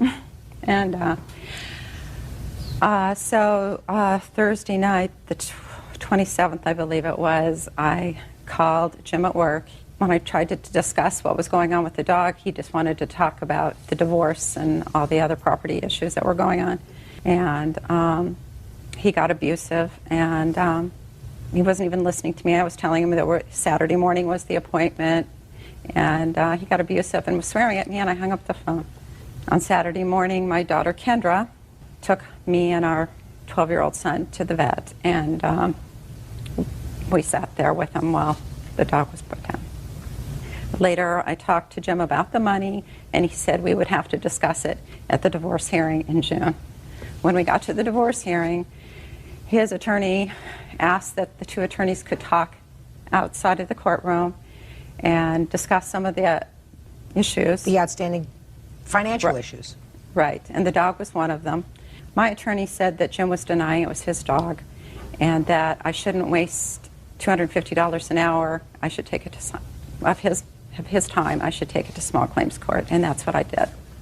It is clear to me, Mrs. Langlos, that your 12-year-old son would have been devastated had his father left the house, and in addition to leaving the house, taken his dog. According to you, the dog was his best friend. Mm-hmm. So it wasn't that you were dog sitting for the defendant's dog. You kept the dog because it was the family dog. Whoever purchased it, paid for it. I have a dog. When she's a very, very good dog, my husband says it's his dog. When it poops in the house, it's my dog. The issue of whose dog it is not relevant to this. Your former wife claims that you indicated to her that you would, at one point, take care of the veterinary bills. Let us assume for the moment that you did say to her, I'll take care of it, whatever the bills are. And I don't even have to make a judgment on that. There did come a time that you went to the Supreme Court to resolve all issues of money involving your marriage. According to you, Miss Langlos, the issue of the dog's bills was raised by the attorneys in that proceeding. Outside of the judge. It doesn't make any difference. Correct. It was part of the negotiation. You did the right thing by keeping the dog and taking care of the dog. Your problem, Mrs. Langlos, is this. There must be finality when parties divorce. And that is usually as of the day that a final judgment of divorce is rendered. Everybody is there, and they throw all the marbles on the table, and they say, listen, this is what we got. This is what our bills are. This is what our expenses are. This is what our assets are. We're going to divide them. We're going to divide them in an equitable fashion, and that's what you pay a lawyer for. That was clearly done. So all of that was before the court, or should have been before the court. Now, you understand that, Mrs. Langlos. I know that from the way you're shaking your head, you understand that.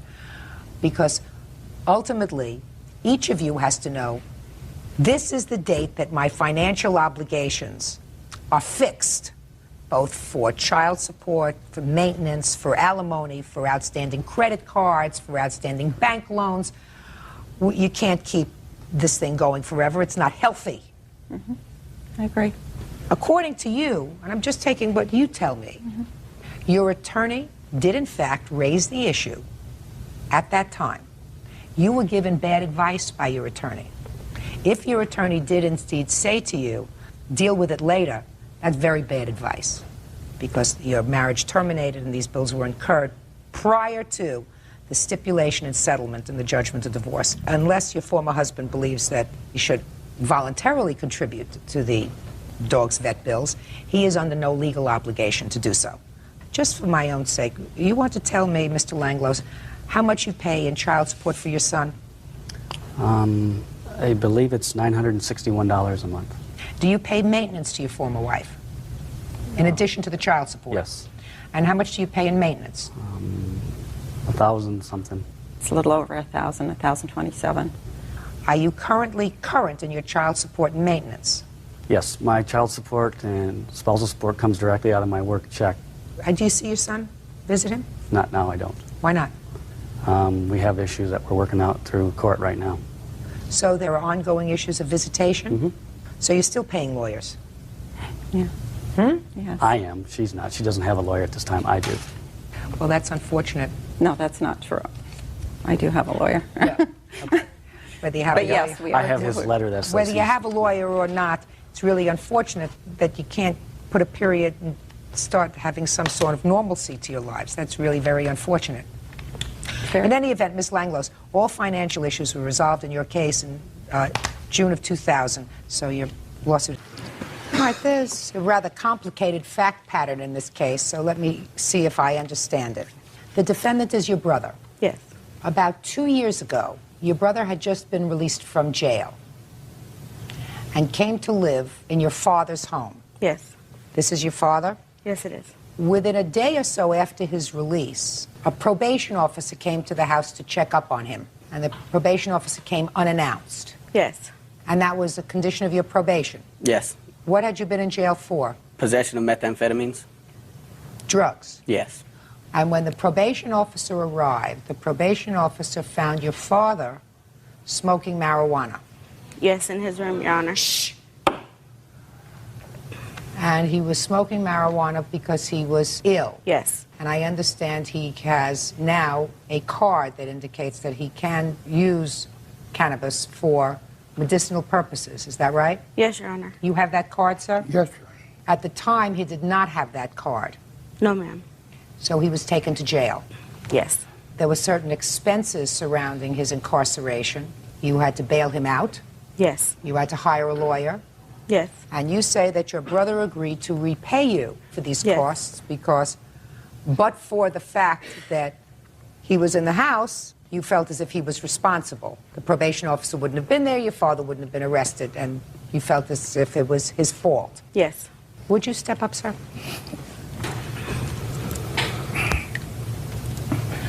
Yes, Your Honor. What's the nature of your illness, sir? I have spinal stenosis, I have gout, I have arthritis, I have rheumatism. How long did you spend in jail?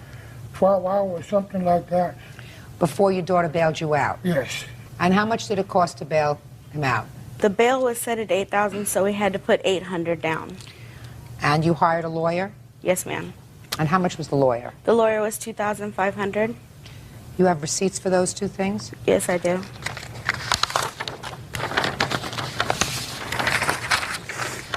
Here's the bail receipt. And this is the attorney receipts. He sent the receipts on the letters. He sent letters showing me the balance and the balance due. What was the ultimate sentence, Mr. Pacheco? They charged me a $300 fine. You can sit down. Are you uncomfortable standing? Yes, sir. Okay, just have a seat. Now, Mr. Pacheco, can you tell me about the conversation you had with your brother with regard to this money? Yeah, at the time when the police they came into the house and they wanted to know where my brother's stuff was. I showed him in the corner because that was my father and my brother's agreement that his stuff was to stay in the corner. That way, if in case anything was to happen, because he told my dad about the search clause, that his stuff was in the corner and nowhere else in the house. He wasn't home at the time. Who wasn't home at the time? Your brother? Yeah, right, correct. My two young sisters were there at the time and very upset that my father had been taken to jail. Me and my brother here walked my sisters to McDonald's to get them something to eat. On the way to McDonald's, we met up with my brother who was coming home. At that time, I told him that our father had been arrested, and he felt bad about it. And he told me, well, all I have right now is $100. Do you know how much the bail is? I said the officers didn't tell me what the bail was set at or anything. He called up and he found out that the bail was set at $8,000, and he asked me if I had any money. I did have money. I was reluctant to loan him the money because he had just gotten out of jail and I knew he didn't have any funds at the time. I did at that time tell him I would loan him the money, and he told me he would pay me back because he felt bad that he had put his father in that situation. But he did say, I'll pay you back. Yes, he did, and he also said that he would pay back any fines, and also if there was any lawyer or attorney fees, he would pay that. And did he say that to you? Yes. My brother, David, was there at that time when we had the conversation. Okay, I'll hear you. Well, what had happened was, I had just been recently incarcerated. I got out, I spoke to my father, I didn't explain to him about the search closet first. I explained to him that I had nowhere to go, I didn't have nothing to do, I needed to stay at his place for a while. To move my stuff in, like she said, I had one particular area, and at that time I told him, that's when he told me to put it in one area, because I told him about the search clause.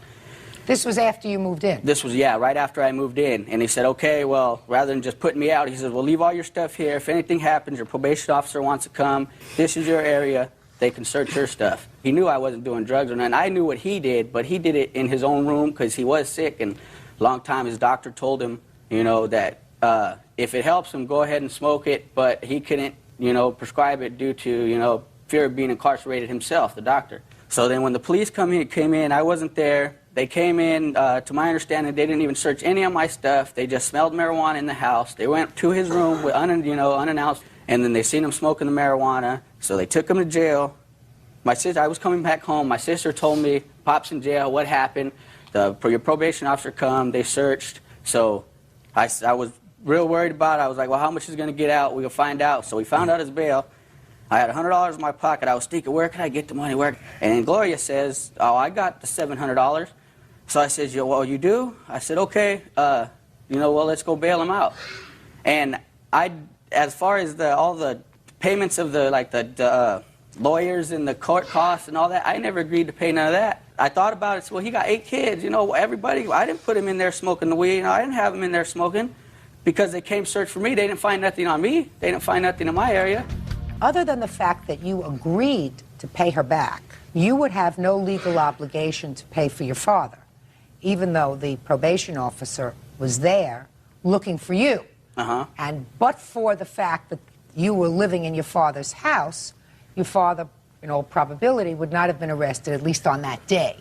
Yes. That doesn't make you legally responsible unless you agreed to pay her back. I didn't agree to pay no lawyer fees or... Step up. Tell me your name. David Pacheco. You were with your sister when you found your brother? Yes. Tell me about the conversation as you remember it. My sister, when we approached my brother, like she said, she explained to my brother, about how the police came and how they took him to jail and stuff like that. And he couldn't stress enough how bad he felt of, it was his fault that my father had ended up in jail that day. He said it more than once that, I will pay you back anything, whatever fines come up, anything, I will pay you back as soon as I can. When did you decide, sir, that since there were 8 children, it should be spread around? When I couldn't pay the bill, when I couldn't pay nothing, and I didn't agree to pay I just want to know, you didn't say to your sister at the time, well, there are 8 children, so we'll spread this around. No, I didn't, because at the time I was just worried about getting my father out of jail. Right. As far as the bail, I may be responsible for the bail because if he was incarcerated because of me, but that don't make me got to pay. Well, I got to pay the plant fees. He got his plants took, his weed took, his put it in jail. I didn't put him there. I didn't tell him to smoke no weed. I know it helps him, but I didn't know they was coming to raid him. Mr. Pacheco, I don't think you listened to what I said before. I said, if it weren't for the fact that I believe that you told your sister at the time that you would pay her back this money, you would not have a legal obligation to do it because it's not your fault that your father was smoking marijuana, even as he claims, for medicinal purposes.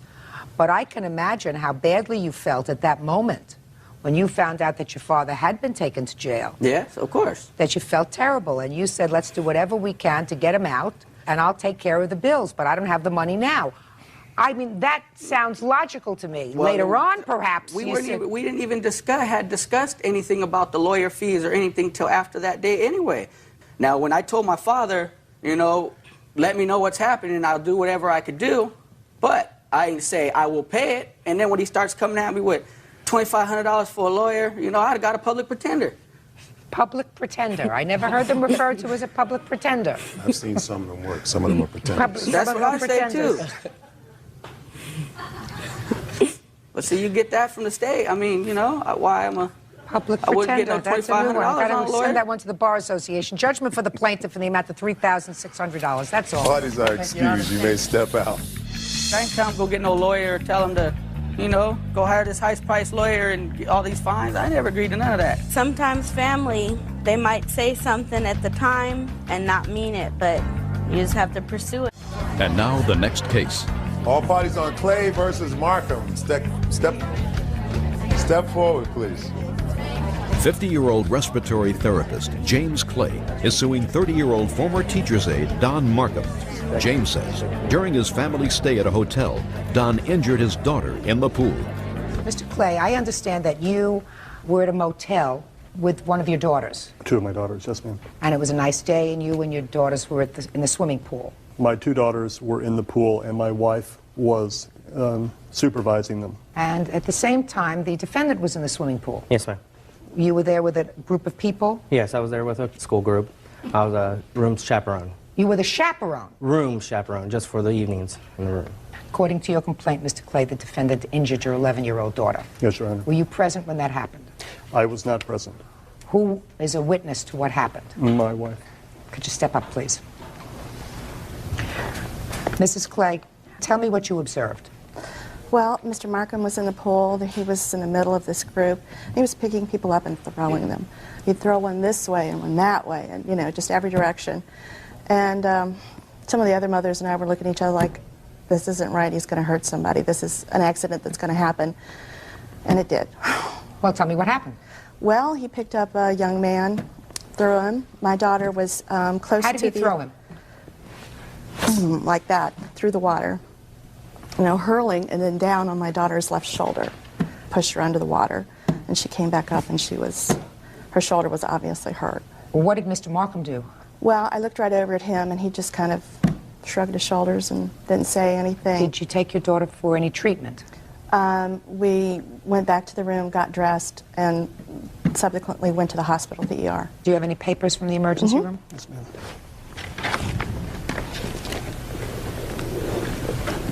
Thank you.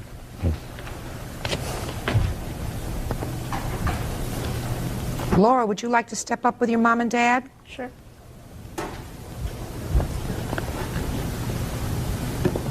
Tell me what happened when this person fell on you. Well, me and my little sister were jumping off the edge of the pool, and I was reaching towards the ladder, and I turned around and I was looking at her, and that's when the gentleman fell on top of me. What did he say to you? Do you remember? Yeah, he was touching my shoulder. He kept on asking if I was okay. I contacted back to my mom. I was screaming and crying. Okay, what was the total amount, Mr. Clay, of the family's unreimbursed medical bills? $424.10, ma'am. All right, Mr. Markham, I'll hear you. Well, I was at the pool, and with what she said, I wasn't throwing people here and there. It was only the second time I had thrown the boy, and I saw where he had landed before, so I went under the water so he could get his foot here and a foot on his shoulder. So when I came up out of the water, after he tapped me, he went back. Well, I didn't know he had landed on the girl until I had turned around. Were you standing in the pool, sir? Yes. Didn't you think that maybe if you threw him over your shoulder, he could have landed on his head in the pool if your feet touched the bottom of the pool? Well, the water was up to here. I was right, but you're throwing somebody up. You're thrusting them up, which means they can go over on their head. Yes. Down to the bottom of the pool, snap their neck. Didn't that ever occur to you? No, ma'am, because the area that I was throwing him into... Launched is a good word. Well, the area that he was going into was deeper than the area I was standing. How much deeper, sir? I'd say a good foot, but I figured if somebody wasn't diving head first or anything like that, if somebody was just dropping into water, you know, he had asked me to do it, so I was having fun and enjoying myself with the kids, having a good time, so I did. Well, that was pretty stupid, wasn't it? Looking back at it now, yes, but... Well, why didn't you follow through with these people with regard to seeing whether she was injured? Well, after the boy had landed on her and I saw that she was injured, I did go over to her, asked her if she needed help. I told her, you know, I'm sorry about this happening. And I stood there, I was going to help her up out of the pool, and she told me, no, no, don't touch me, don't touch me. So I backed up out of the pool and just kept an eye on her until her mother came over to her. And then I watched them go out of the pool. And that was the last time I heard anything until, you know, the girl from the front desk came over to me to get my name and address to fill out the accident report. And then I didn't hear from him again until September 15th is when I got a certified letter from him. He gave me 4 days to actually get a hold of him, and he was asking for $914 at the time. He gave me 4 days to reply to him, or he said he was going to sue me in the letter. And I sent him out this copy of this letter, asking for certain information just so I can see and what and all has been done and what and all I needed to verify what was going on. Let me see the envelope, please. This is the envelope for the first time.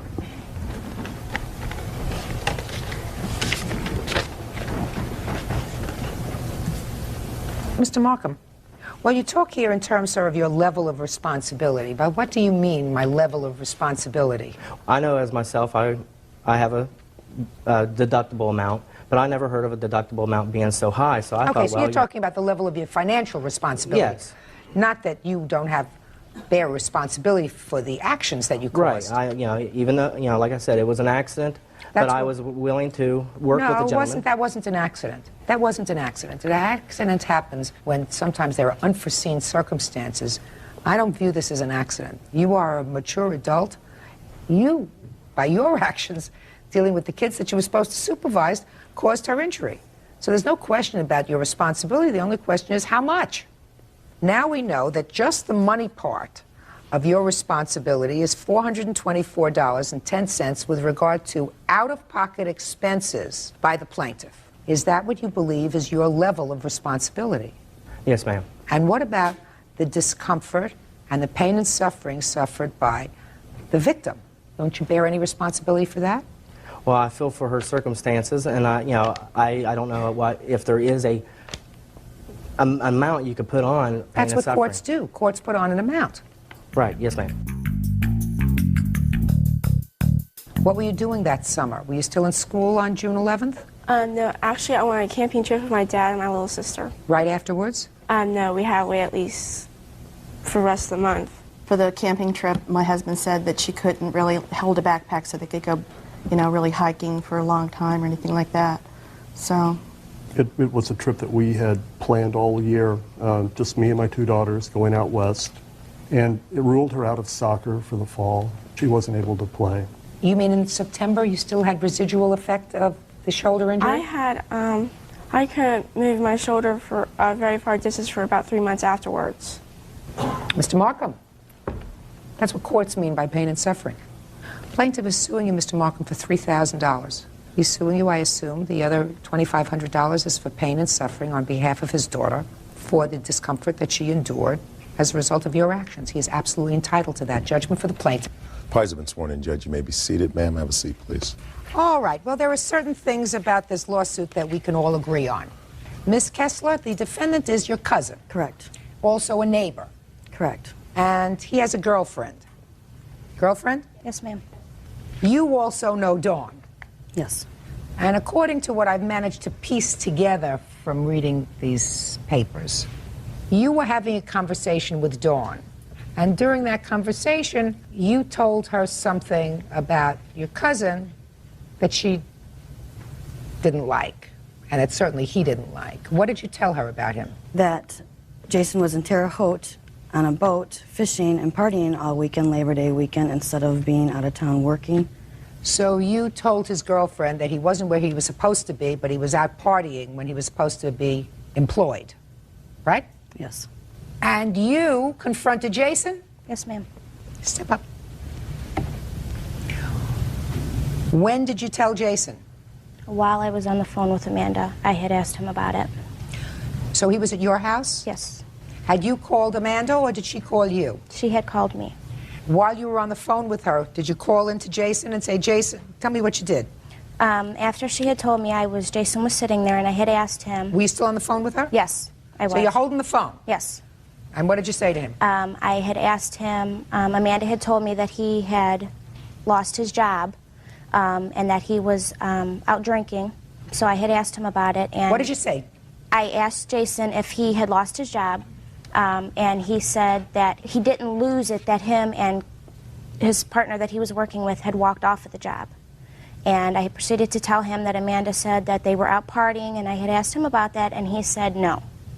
Then Jason got mad and went over to confront Amanda about this. And then this is when the confrontation went into effect. Did you follow him? No, not over to Amanda's house. I was watching out of my bay window, which... So you didn't see what happened when Not when he went over to her house, no. So that you can sit down. So here we have it. You put your nose in where it didn't belong. He got mad, and you went over to her house. True. Furious. Yes. What happened when you got there? Oh, I didn't go in the home. I just was outside, and she ran into the house, and I grabbed the shovel. Into the house? She did, Amanda. I grabbed the shovel, and I proceeded to go up to her van, and I destroyed the taillight. I hit the taillight, and I paid for a new one, got the receipt, and gave it to her. From that point, there was nothing ever said or anything about it until I got papers from her saying she wanted to serve me to go to court, saying I caused $1,900 of damage, that I beat the van with the shovel, which there is no dents on there from a shovel. It's all hail damage that were already existingly on the vehicle when they bought it. Why did you pick up a shovel, Mr. Napier? Well, I was frustrated, and I was tired of her interfering in my life and starting trouble with my family when she ruined her own life with her family. You mean you couldn't settle that with words? Well, words only lead so far. It just accumulated of her doing it to us so many times and so many incidents and so many reports. You know, I just got fed up with it, and it just tried to relieve the pressure and show her what it feels like when she destroys people's property. Why, she ever destroyed your property? Yes, she has, many of times. Really? Yes. Well, tell me about that. Well, I got a report here of stating she did criminal mischief and she popped my fiance's tires in broad daylight, and said that 2 men in a Buick pulled up and jumped out of the car and popped the tires when she was drunk, and she deliberately went over there and did that. Well, how do you know she deliberately did that? Because we saw her out of the front bay window. We told her to watch and heard the tires pop. You know, and tires make a loud noise when you stab a knife through them. Now, your defense is that, yes, you did cause damage to the car. Yes, and I knew I was at fault, and I paid for it, and I told her that I was sorry for that, you know, and I knew I did wrong, and I got papers reported to me that I needed to go to court. All right, Ms. Kessler, you tell me what happened. He comes to your house, and you run inside. Okay, let's back up a little bit, Your Honor. When I was on the phone with Dawn, she advised me to call 911, that Jason was in a very big rage, so I did so quickly, ran to my master bedroom closet while he was in my house screaming that he's going to burn my house down, beat me up. I then heard the door shut, and I was on the phone with the dispatcher at the time, and I watched Jason pick up a shovel from my storm door and just rage. I mean, rage from my hood all the way back. And there's scars, and there are dents. There's scars on my windows, on my hood, all the way down where it needs to be repainted. I have a very nice-looking van, and I was so frustrated and confused. The police said that they would take care of it, talk to him. He said he'd pay for the damages. So I left it at that. Well, nothing was getting done, and I saw that there was more damage, got the estimate, and wow, almost $2,000 worth of repairs. Tell me about him fixing the taillight. I had a friend over. Dawn called them over. He did not fix the taillight. Dawn gave the taillight to a friend of mine in the yard. So he purchased a taillight? Right. And then I had to pay somebody to put it on for me. You have photographs of the car? No, I do not. Why not? Well, I did. I forgot to bring them. How am I supposed to assess the damage? Well, I have 2 estimates here that have full explanatory of what happened. I have a police report here that has Well, let me see the reports that you have. We do have pictures, Your Honor. You have pictures? Yes. She wants the police report, and I want the police report and the estimates, and I will take a look at the defendant's photographs, please.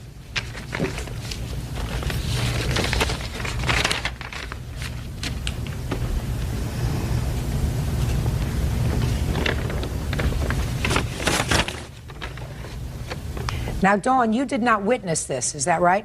Yes, I did. You said you were in the house. Yes, I witnessed it through my bay window, which her van, she has pads that that come up into the side of my yard, which is right in front of my bay window, and I witnessed the whole thing.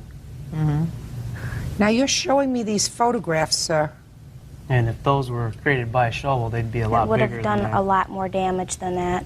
This one certainly looks as if it's an absolutely fresh scratch with a dent. Want to take a look at that on the hood? Right. He never went to the front of the vehicle. He No. stayed at the end. When the police came, the shovel was still by the tail light, halfway in the yard and on the sidewalk. He hit the tail light, dropped the shovel, and he proceeded to leave. You're also presenting a bill here that talks about front lamps, front bumper. He hit my van about 22 times. Well, if he hit your van about 22 times, then you should have, clearly, some evidence to demonstrate that. Certainly this caused substantial damage. Right, that was at the end of his rage. This is not damage. That's what your van looks like now, right? Right. There's scars all the way up and down. The window's scarred. You don't see that here. What you're saying is those scrapes and dents were not caused by a shovel. Right. Well, if you pick up a shovel and you cause this kind of damage, you see more than just a scrape. Right. Doesn't that seem logical to you? Seems logical to me. Especially with the anger that he had in him to do little dents like that. I mean... How much did it cost you, Miss Kessler, to have the tail light fixed? I paid a gentleman $10, a friend of mine, just to install it for me. Miss Kessler, why is it that you felt it necessary to tell Dawn about your cousin's Labor Day foray? I didn't call her purposely for that. Dennis called in on call waiting while I was on the phone with Dawn, and then he told me this information. I popped back over on Dawn and said, well, that was Dennis, and she said, what's going on? And I gave her just facts, that Jason was in Terre Haute on the boat instead of at work. You see, Miss Kessler, what happens is when you stick your nose in somebody else's business, something's going to happen. I mean, what did you think? Jason was going to thank you for outing him with his girlfriend? Did you think he was going to be happy about that? That he's out fooling around on a weekend when he's supposed to be working? In any event, I think you better settle your differences, because if you're not only cousins but neighbors, this kind of stuff is absolutely ridiculous. You say it cost you an additional $10 to have it installed? Correct. That's the judgment. Judgment for the plaintiff for the amount of $10. That's all. Parties are excused. You may step out. It was wrong for her to call over there and start stuff with my fiance and try to get me into a predicament that shouldn't have been escalated into. I would like to move on with life. And now the next case. All parties on York versus Morash. Step forward, please. 64-year-old retired postal worker Beverly York is suing her son, 39-year-old mover Leonard Morash, for a loan to pay outstanding court fines. Leonard says his mother told him he didn't have to pay it back. According to your complaint, your son was incarcerated. What were you in jail for, sir? A felon in possession of a firearm, ma'am. And he had served his time on that charge, but it appeared that he had some outstanding parking tickets or outstanding driving tickets. Is that right, sir? Outstanding fines, Your Honor. What kind of fines? For a little criminal activity of possession of cocaine, possession of marijuana. And what were the fines for? Court fees? Yes, ma'am. That you hadn't paid? Correct. And how long? Several years. Not terribly responsible. So that you were contacted in order to find out if you would put up the money to pay those fines so that he could get out of jail. Correct. You agreed to do that, according to you. You made a loan to him. $705. $705. He got out of jail, didn't pay you. Correct. Who contacted you? At first, my son contacted me. From prison? From prison. And he asked if I would loan him the money. And he has made several loans in the past that he has never paid me back. And this time I said no. And then he called later on from his counselor's office, and he wanted me to speak with his counselor. And his counselor advised me that he had changed and thought that it would be a good idea if I helped him out. How long were you in jail, sir? I was in there for about 3 years. You were anxious to get out? Yes, ma'am, I was. How long would you have had to remain in jail if your mother hadn't paid the fines? It might have been like 6 months. So you were looking at another 6 months? Correct. Now, you did call your mother initially. After she finished speaking with your counselor, you spoke to her. Is that right? Yeah, she was a little leery of doing it in the first place. And what did you tell her? I said that I would come back to live with her and be with my son. Your mother has legal custody of your son? Yes, she does at this point in time. Well, she has for a long time, I assume. Correct. I have been in and out of his life. How long have you had legal custody of your grandson? Since he was a year and a half old. That's you, right? Yes. You like living with your grandma? Yes, I do. Treats you good? Mm-hmm. By the way, do you want to be in here or would you like to wait outside? How do you feel about it? I'll stay in here. You sure? Mm-hmm. Okay. So you told your mother that you would come back to live with her. Yes, I did. Did you go back to live with her? No, I'm residing in Concord now. I have a good job there and a beautiful apartment, and I'm with my wife. And she doesn't like the fact that I'm with my wife. But she had told me prior to that I did not have to pay her back as long as I was with my son. Well, when did she tell you? Okay, so let's go back. When did she tell you that you didn't have to pay her back? During a visit at the halfway house that I was in, after getting out so I could get back into society and conform and just do the right things. And she had visited me with my son, and it wasn't about the money issue. It was about me being back into my son's life and him having a father, and which I always tried to do. My mother's very controlling and overbearing at times. She can't control you while you're in prison, sir. What did she say to forgive this loan? She said to me, it's not about the money, Lenny. I just want you to come back into your son's life and take care of him, have responsibility for him. And I've always wanted to do that, but I have my crosses that I bear. I've made mistakes in my life. Okay, so what did she... I just want to carry on. So what was the arrangement? The arrangement was that you would come back to live with her, correct, be in your son's life, mm-hmm, and if you did that, she would forgive the loan. Right, and not go Just back a second. to my... Hold on. Did you go back to live with her? No, I did not, ma'am. Well, if you did not go back to live with her, sir, you still owe her the money. Now, you were married at that time? I've been married for 3 years. So instead of going and living with your mother, you went back to your wife? Correct. Well, do you think that you breached the agreement with your mother? No, I don't, because I believe she had said that I didn't have to pay her. She said you didn't have to pay her if what? If what? If I went back into her life, in my son's life. You told me if you went back to live with her. Right. With your son. With my son, correct. Okay, but you didn't do that. No, I did not. So you didn't fulfill your part of the agreement which forgave the loan. Are you following me? Yes, I am. Well, I mean, because you had a choice. Your choice was that either... I went back to live with my wife, correct. Right. And then she started haunting me on the phone and calling me all sorts of names on the phone with my son on the phone. My son's screaming and crying. She's back in the background calling me all sorts of, insidious, crazy names. And I love her. She's my mother, but I can't put up with her sometimes. Mr. Marash. Yes, ma'am. You were in prison for 3 years, so during the 3 years that you were in prison, you were, I assume, not contributing to the financial support of your son. Is that right? Correct. Now that you have a good job, how much money have you been sending to your mother to contribute to your son's support? I haven't. Why not? She hasn't asked for any. If she would let me into my son's life... Just a minute. This is my flesh and blood. I thought blood was thicker than water. Now it's... Why don't you see if this young man wants to step outside while we finish this discussion? Okay. Okay? Sure. You want to come outside here for a second? Sure.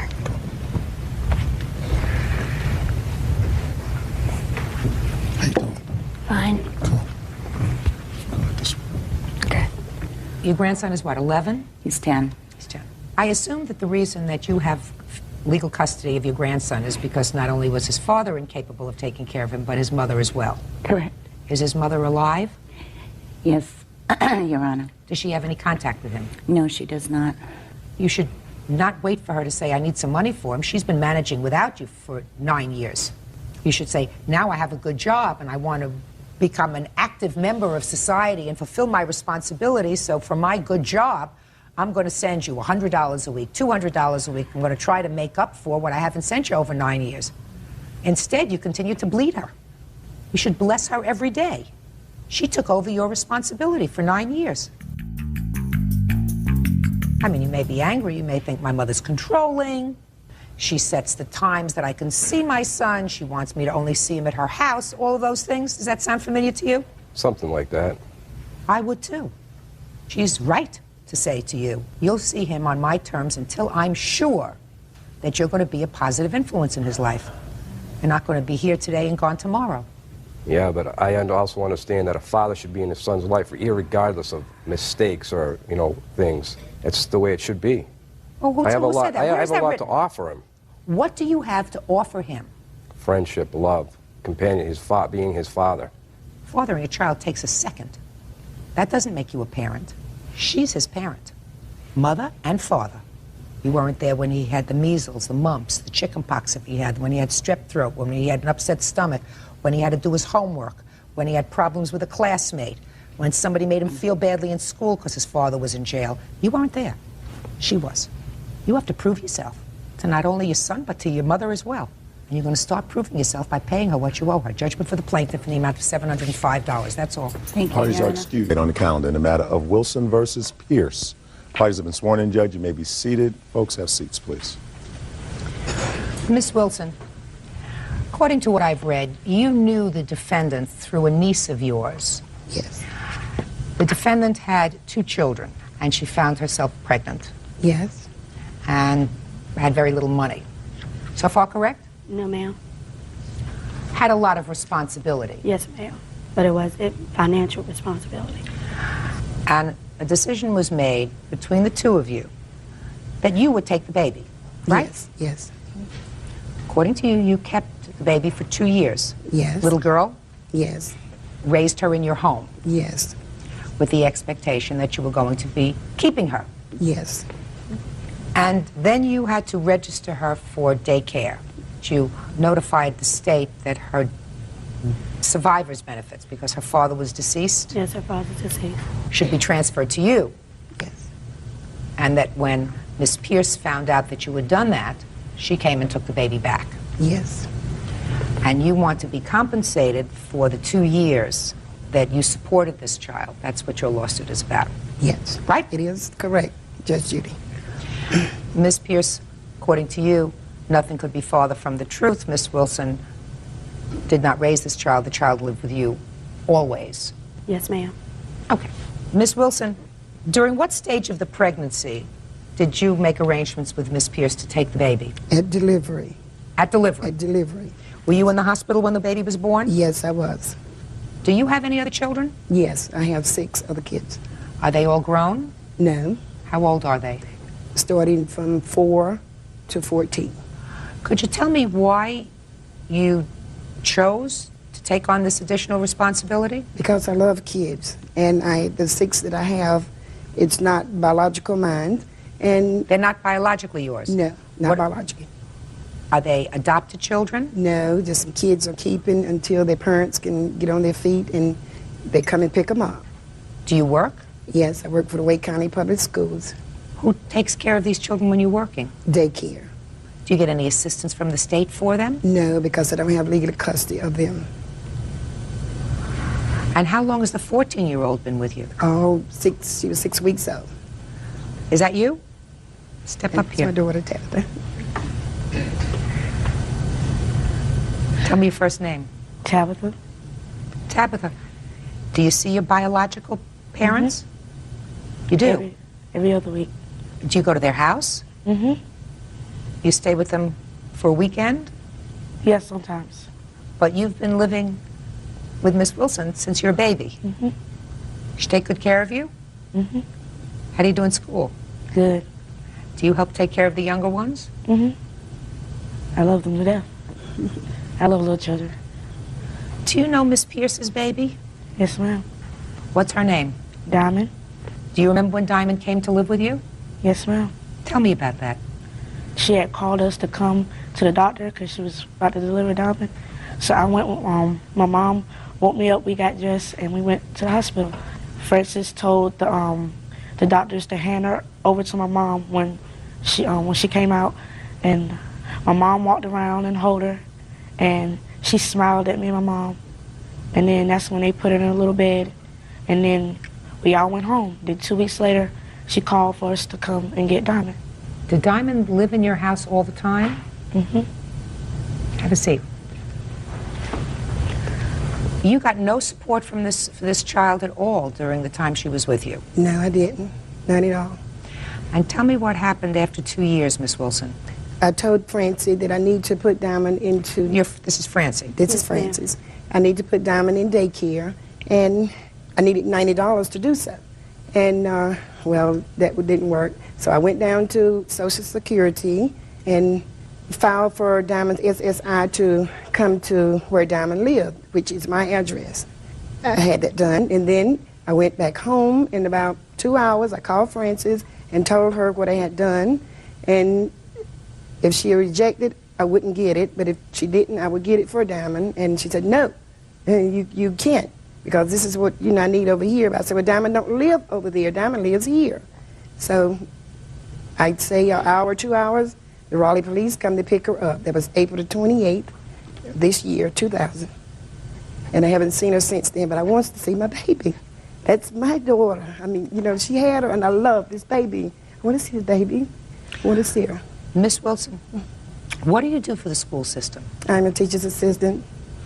You don't have any court papers for any of your children that are living with you? No, no court papers, no legal documents. No guardianship papers? No.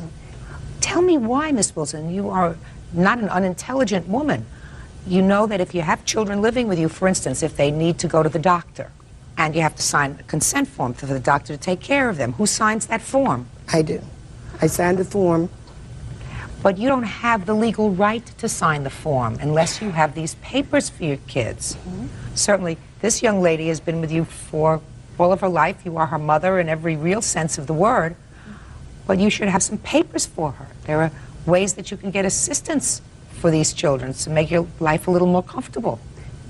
Judge Judy, the 5 kids, well, the 6 that I have, their mom, they cooperate with me. And when we correspond together, they sign papers, they give me money for them. And that's one reason why, because I didn't want to sign the legal papers for them, because they cooperate. We would talk, and we just got along great. But when it comes down to Miss Frances, we just couldn't communicate. And I love my daughter. That's my daughter. Well, Miss Wilson, if she did live with you for that 2-year period, and she did not live with her mother, and if you want to fight for custody of her, I believe that you have the right to do that. I can't tell you what the outcome of that case would be, Miss Wilson, but there are certain rules with regard to parenting. You cannot leave your child with someone else for 2 years and just decide to take her back. The court, however, Miss Wilson, will look into your current situation with the other children that you have in your house, and they're going to scratch their heads like I am and say, listen, either this woman should be nominated for sainthood or there's something wrong with her. I have a feeling it's the former rather than the latter, because it seems that you have a working relationship that most courts can't work out for at least 14 years with regard to having a nice relationship with your biological parents, but knowing that you have a secure, stable home with you. Judge Judy continues in a moment. At the time, Diamond's father was going through some problems himself. He was dealing with drugs, staying in and out of prison. I have a sense that you are struggling with these 3 kids. I am. Real cases, real people. Judge Judy. Shirley Wilson is suing former friend, 27-year-old Frances Pierce, for the cost of caring for Frances' baby. All right, Miss Pierce, let's hear your side of the story. Yes, ma'am. I was introduced to Miss Wilson. I was 6.5 months pregnant. At the time, Diamond's father was going through some problems himself. He was dealing with drugs, staying in and out of prison. And at that time, I had just moved. I was going through a lot of stress. I found out I was pregnant. I didn't go get any prenatal care until I was 6.5 months pregnant, because I didn't want to realize that I was actually having another child, just getting myself back on my feet, getting in good, doing good. I said, I don't really want to have this baby. I don't want to abort, okay? I want to find another situation. We sat down, we talked. She'd come to my house. I would go visit her. We talked about maybe giving up for an adoption. I said, well, okay, right now, in the situation I'm in, I can't deal with her father. I know I'm not going to get any help. I'm just getting off of assistance, and my goal is to keep going. I don't want assistance anymore. Okay, but you had already talked to Miss Wilson with the idea that she would adopt your baby. Yes, ma'am. But okay. She knew, yes. Okay, go ahead. Okay, then when Miss Wilson came up, that's true, her and the daughter came up and Diamond was born. She did hail Diamond, they talked or whatever. After that, I did not see Miss Wilson anymore till Diamond was like maybe 3.5 weeks old. She did not keep Diamond. Diamond went with Felicia Wilson and her mother. Social service paid them to keep them, because at that time I was working at Winn-Dixie and I was cleaning buildings at night. What happened after 3 weeks, Miss Pierce? I went to work. I went back to work. And who took Diamond after 3 weeks? She stayed in my home, but Felicia Wilson and her mother Social service paid them to keep her while I worked. Well, tell me under what circumstances she started to stay with Miss Wilson. Miss Wilson came by and said her school donated a whole bunch of clothes and stuff for Diamond. Brand new clothes.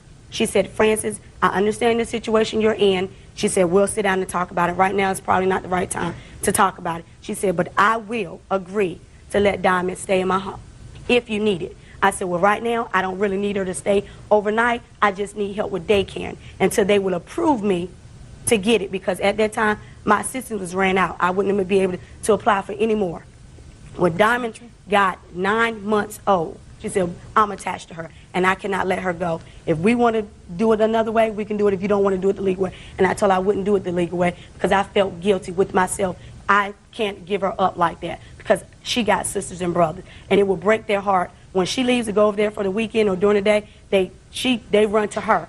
They want to go with Shirley. Shirley has taken them with her, and she has babysitted my other 2 kids while I work, and I work down the street from her apartment, cleaning. She would come and get my kids. When I get off work, I would go back up the street to get them. I wouldn't apply for child care. They approved me child care for all of my kids under the agreement if I went back and got some trade in school. I did. Went to CET and graduated in medical billing. Where was Diamond living from the time she was 9 months old? Off and on between both of our houses during the weekend. She stayed with me during the week. You don't mean during the weekend? During the week, Diamond stayed in my home. If she wasn't there babysitting with them, she stayed because Ms. Wilson worked at school. She's a janitor at Wake County. She worked, so how could she keep her in her home when the other kids are in school? Okay. You have things that you want to show me? Yes, I have. When I first put Diamond in daycare, I have the daycare papers each day coming home telling me about. I also have Diamond's birth certificate. I have Diamond from birth to 2 years old in pictures. Let me see. Judge Judy, the paper she has is the papers when a kid come home from school, it's in the bag. They will say, we need Pampers, well, we need wipes. I understand exactly what it is. Okay. I have grandchildren. And I have go the to same daycare. paper she has. Well, let me see them. I have an application for when I went No, in. show me the bag. No, I don't have, it's a bag, it's a book, you know, your bag pack. I understand that. Show me the stuff that came out of the bag that says you picked her up from daycare. I don't have, she ran on a van. She rode on a van. Transportation was provided for Diamond. In her cubby bag, everything, wherever they say her daily, she did this today, she ate this today, we need Pampers, we need wipes, yeah, I know that. Please send. No one had to sign for that. That was just a daily routine for them. I understand that, but she has it in her possession. Because when she would call and tell Mr. Mills, I'm coming to pick Diamond up, he would give her the whole bag with the Pampers and everything in it. So she came to pick the child. Yeah, in the evening, yes. She came to pick the child up in the evening. Yes, ma'am. After she would call me. Just a second. If she was picking her up in the evening, that suggests to me that she slept at her house. Sometimes, yes, ma'am. Okay. Judge Judy continues in a moment. She went back and had Child Protective Service put on me, Social Security. They cut my daughter's benefit. I could not afford to pay her daycare. They was not only just helping her go to daycare, they was helping my other 2 kids. Real cases, real people. Judge Judy. Shirley Wilson claims 27-year-old mother, Frances Pierce, owes her for 2 years of child care. So she slept at her house, according to these papers, at least half the time. No, ma'am. You know, according to these papers, if she were picking her up in the evening. Judge Judy, can I explain something? Yeah. The way that it works in Raleigh, if I'm at work, I have to sign a statement stating who's authorized to release my kids off the van, which at that time was Mr. Napoleon Mills, was my fiance. He's not your fiance anymore? No, ma'am. He, at that time, had to work himself. So she will call me and say, Francis, I'm going to come by. I will call Napoleon. Shirley's coming by. Just give her the bag. Everything is in the bag. Okay, Miss Pierce, right now we have the following problem. We have a problem with Miss Wilson and your daughter Diamond, who were clearly attached to each other, not seeing each other since April 28th. For whatever reason, for whatever anger you may have with each other. None. I don't have any anger towards her. Great. You got attached, she got attached. There was a time in the beginning that you were going to let her adopt this child. Yes, ma'am. She, even for a short period of time, was laboring under that assumption until you felt as if you couldn't do it legally, according to you, but you would do it in spirit because she could come and take her whenever she wanted to, and she could be as an involved parent as she wished. So she was really doing a good thing because you were at a stress time. But right now your daughter has an attachment to her, and it's not the right thing for her not to see her. It's not the right thing. I understand that. It was just the fact that I didn't like the procedures. After I told her no, she went back and had Child Protective Service put on me, Social Security. They cut my daughter's benefit. I could not afford to pay her daycare. If she didn't go, they was not only just helping her go to daycare, they was helping my other 2 kids. When they take one out, that means the other 2 come out. That means I have to stop working. I got to depend on other people. I explained that to her. I had to go to legal aid, get lawyers and things. Okay. I mean, I understand what she's doing. I have no problem with her seeing Diamond. Diamond loves her to death, but I just did not like the fact that she did not ask me for $90. I paid $191. So giving her $90 ain't no big thing to me. But why should I give it to her when she worked the same time I do? You have no problem with Diamond spending some time with Miss Wilson as During she the day, had. not overnight. Okay? Okay, that's fine. Great. All right. Love that. Now, are you going to be able to work out informally Diamond spending, say, the weekends at Miss Wilson's house? The weekends. Her biological grandmother has her for the weekends, on the weekends, because they don't have no bond since her father's been dead. So you mean just recently she's been spending time with her biological grandmother? Yes, ma'am, she has. Judge, she don't know her biological grandmama. That's why she's spending time with her grandmother. Okay. Because her father and his mother never got along. She's going through a thing herself. She's not going to live too long. And I feel my commitment to her is to let her release bond with her biological. I don't have a problem with her seeing her. She knows her biological grandmother. She took her down to her biological grandmother's house to visit her. Miss Pierce, I have a sense that you are struggling, doing well, but struggling with these 3 kids. I am. Because if Diamond's biological grandmother didn't bond with her because she didn't see her for 2 years, and now Diamond is not with Miss Wilson on the weekends, so you really needed somebody else to fill in. So you're getting, so the biological grandmother is a very good vehicle to fill in. That's not right for Diamond. No, that's not the way it was. That's not right for Diamond. Well, that's pretty much what you said. She said she hasn't bonded with her biological grandmother, so now she's doing it. Because of her father. Well, how long is her father dead? He's been dead for 2 years. He's been dead for 2 years. Yes, ma'am. So for the last 2 years, she hasn't been seeing Diamond every weekend. No, she's been seeing Diamond off and on. Ms. Wilson set it up to her. Off and on. Yes, ma'am. Not every weekend. No, ma'am. Judge Judy will continue in a moment. So you make arrangements with Miss Wilson.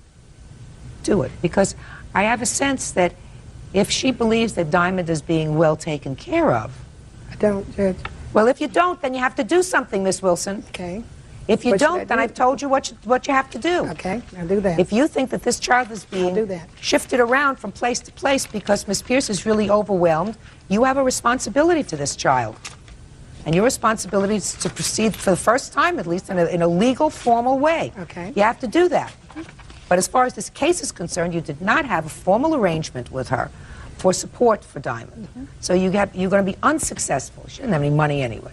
The problem is, if you're going to proceed in a legal fashion by going to court, there is going to be a battle. Maybe, maybe not.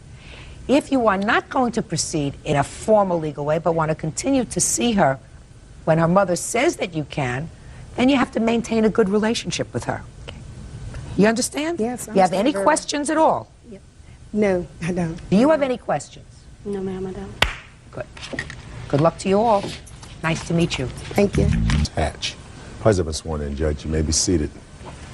You're Timothy. Yes, right? I am. Who are you? I'm his wife, Maureen.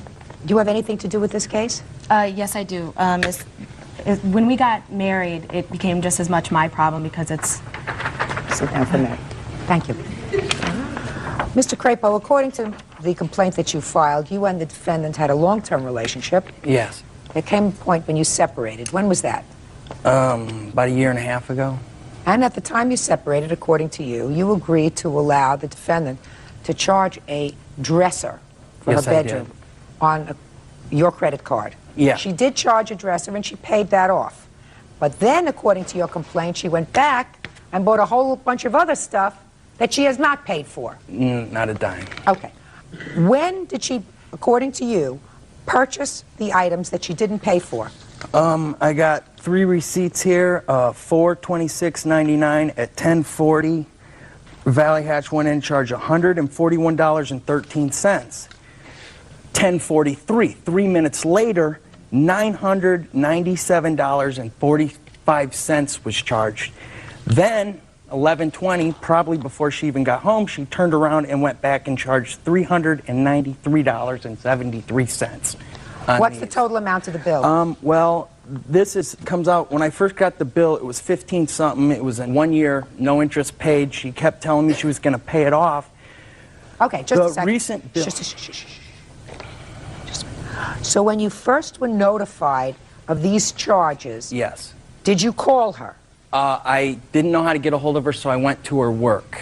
And what was the conversation? She told me that she was responsible for it, that she would pay it off, that, you know, everything would be taken care of. You said something about one of these 1 year interest-free stuff. Did Yeah. she tell you about that? Yes, she did, and she told me that she was giving the money to her grandpa to hold, and I asked her, well, why don't you just go pay the bill? She says, well, I'll spend the money that way. If he holds it, I will pay it off at the end of the year, the whole sum. So I kept getting these bills, you know, no interest. It was 15-something, 15-something. Now all of a sudden the year's up, and now I get a bill. My last bill was for, now that they added interest, $2,398.01. So what happened to Grandpa? Your Honor, I borrowed money from my grandfather earlier before the relationship had ended.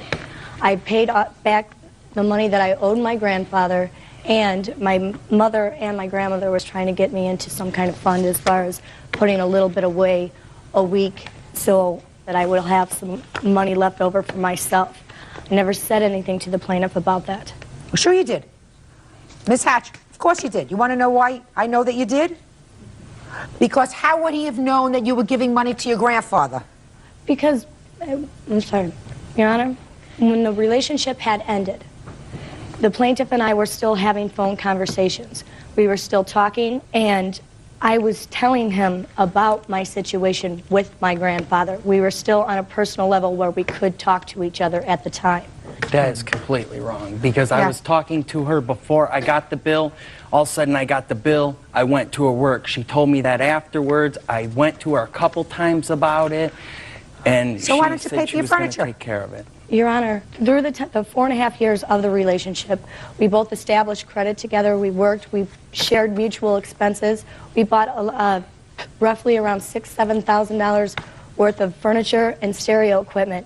That is wrong. Just a second. And I Your don't Honor, understand what your defense is to this. My defense is we had an agreement that I could make these purchases on there. I left him.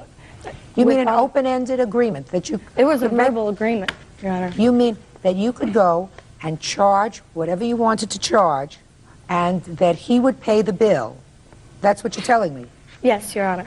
So then why, if you think that that was your agreement, why would he come to your place of employment to question you about it? Your Honor, every time he would try to come in, I was either getting verbally harassed or physically. That's not what I asked you, Ms. Hatch. Don't try to think of an answer while making something else up. No. He came to your place of employment when he got this bill. Yes. And you had a conversation with him. And in that conversation, you told him that it was an interest-free loan for a year. Yes. Right? Yes, Your Honor. Okay. So he came to your place of employment and said, "What is this?" Which suggests to me that he was really surprised that in April you went and charged all this stuff. He knew. I about hit the floor when I got the bill. Just a second. He was surprised. He knew that I was making those purchases. Just a second. In what month and year did you separate? April of 1999. So are you telling me the same month that you separated, you went and charged all these things? Your Honor, when I left with the clothes on my back. Whatever we had established together in the 4.5 years was left behind. I told we him didn't establish nothing together. Now, just a second. Now I want to find out about that, because I want to see whether there is a certain fairness and equity. How long did you live together? 4 years. She lived with me about 2 years with my mom, and then we moved out the last 2 years. The last 2 years, our relationship wasn't that good. She moved out a few times back. Just a second. And let me ask the questions and get the information that I need. All right. Okay. So you lived together for 2 years on your own. Yeah. What kind of work were you doing in 98 and 99? I'm a union carpenter. And how much did you declare that you earned in 1999? $48,000. And what kind of work were you doing? At the time, I was waitressing in different restaurants. So you weren't working all the time? I was working all the time. Yes, Your Honor, I was. And how much did you declare that you earned in 1999? Well, on my W-2s that they send to you and then tell you that how much you made for the year, on my W-2 forms, it only said that I had made not even $5,000. So the year before, did you file taxes? Yes, ma'am, I did. And how much did you earn in 1998? I believe it was $9,277. I work off the tips, Your Honor.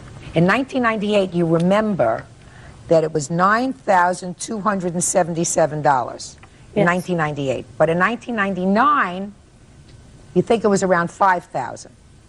I believe so through my W-2s from... You said you believe so. It's just interesting that you remember the exact amount of your tax returns 2 years ago, but not last year. I just find that interesting. Don't you find that interesting? Very interesting. Well, yeah.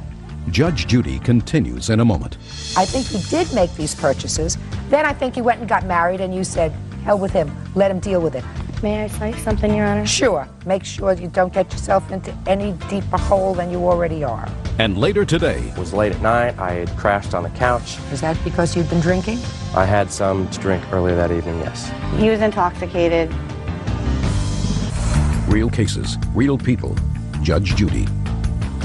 Timothy Crapo says ex-girlfriend Valley Hatch owes for unpaid charges for furniture.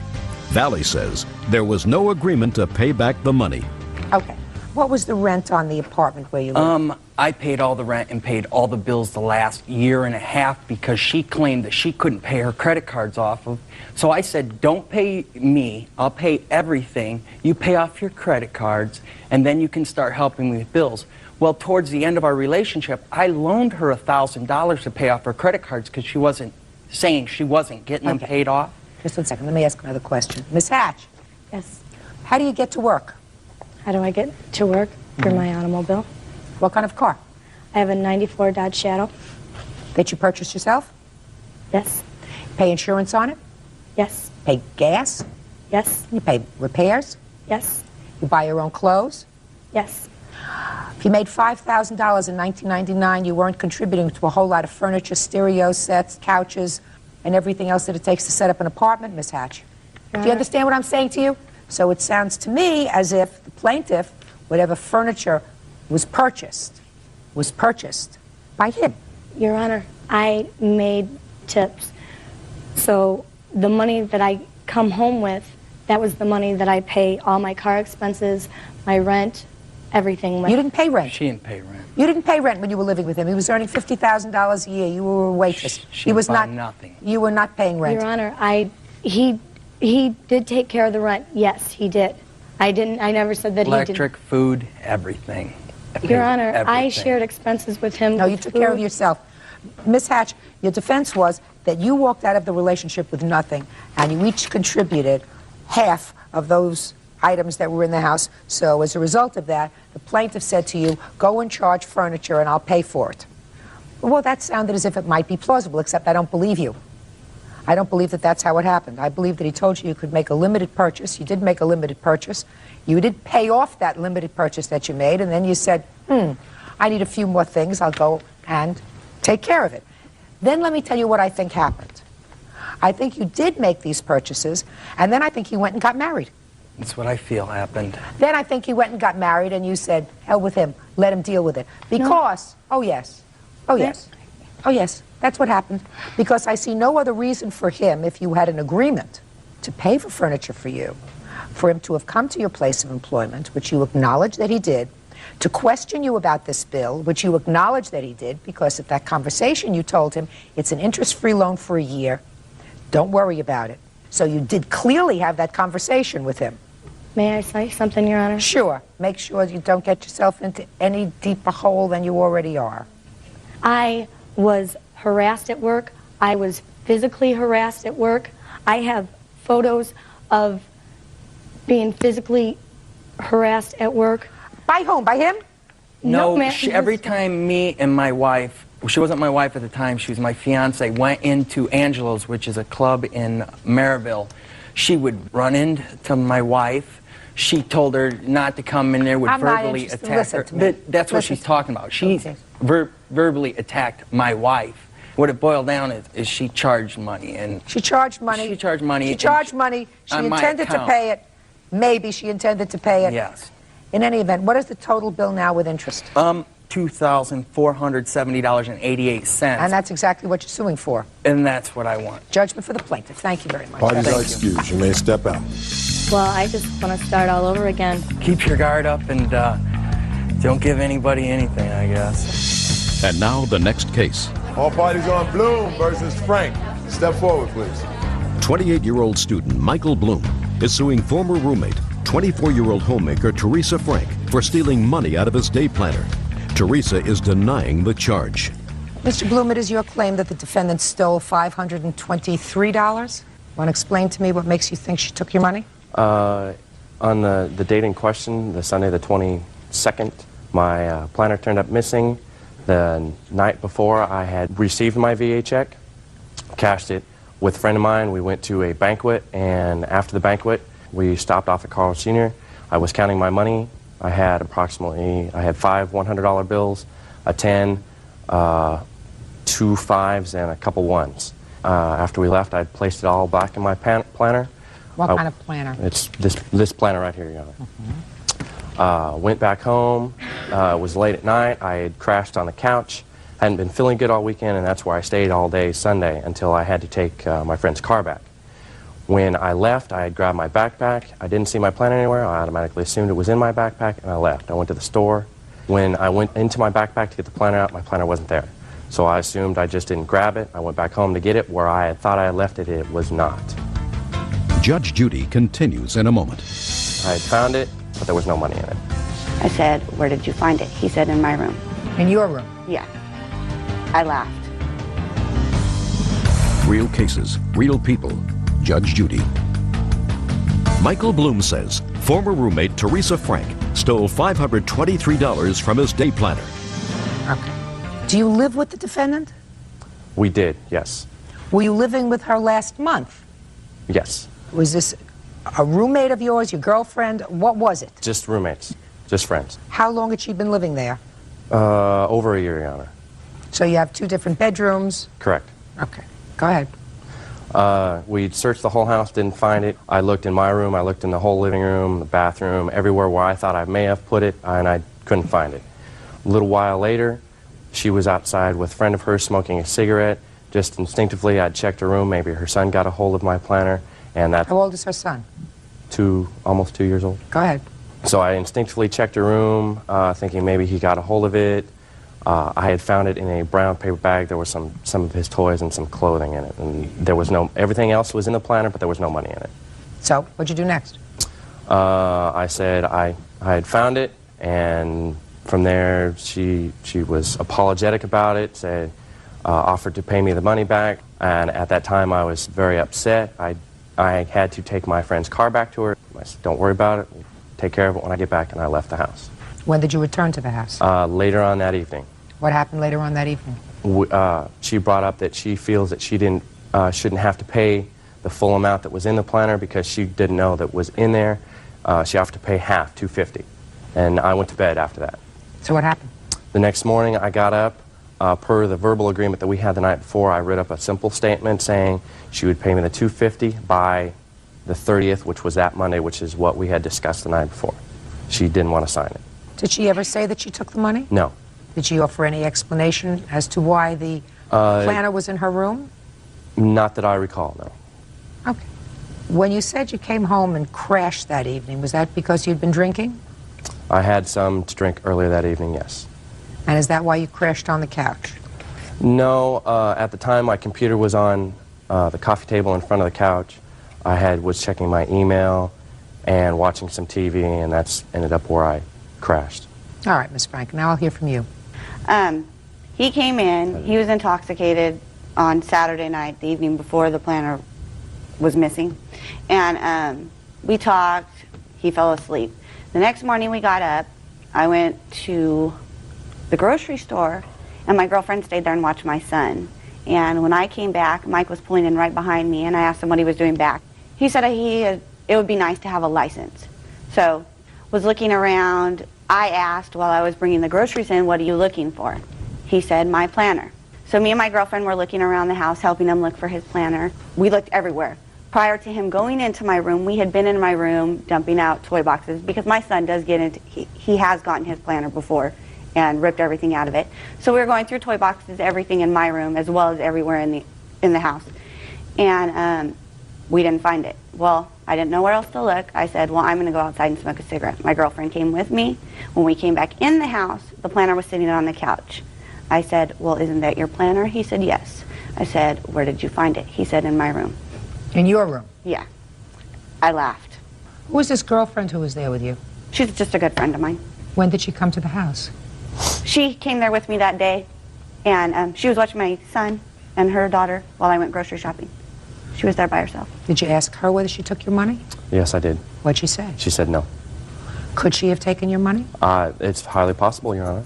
Anything's possible, I suppose. Judge Judy will continue in a moment.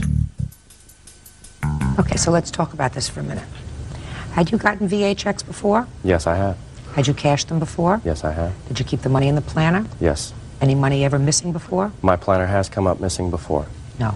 Any money No, ever not missing the money specifically, no, Your Honor. So if no money had ever been missing before in the year that she had been living with you, and if there was at least one other adult in the house, why would you assume that it was her? I didn't make no assumptions, Your Honor. I was going on the best evidence that I had at the time. Just a second. When you came home, her friend, who was also babysitting, was in the house. That is correct. And was in the house for quite some time alone. Correct.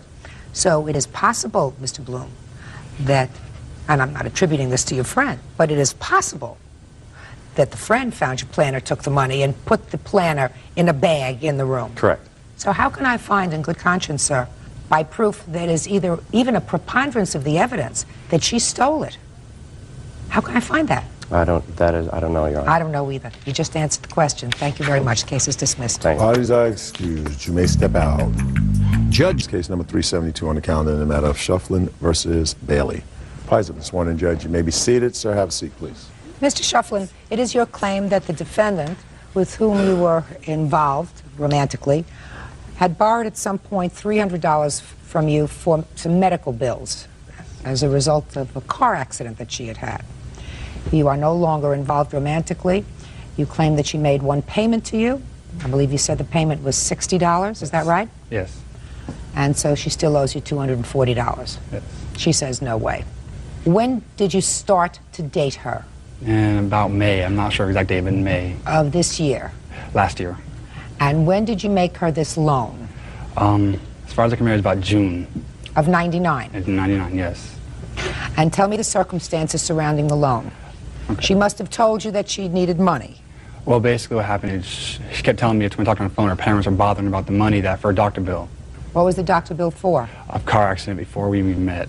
And what did you say to her when she told you that her parents were bothering her about this medical bill? I said I can loan her $300, but since I don't have the money to be able to give that to her, I'd have to be paid back. And what did she say? She said okay. When did you break up? Not exactly sure. I think about January, February. Of this year? Yes, yes. And when did she make the first payment to you? First and only payment? A month later, about July. Did you ask her about the money the remainder of the time? August, September, October, November, December? No, I never asked her about it. How come? I just didn't think about it. I thought she'd pay me back like she paid $6 back. I thought she'd pay me back the rest. She told me that she would. She's always, even if we break up, she'd pay me back the full amount.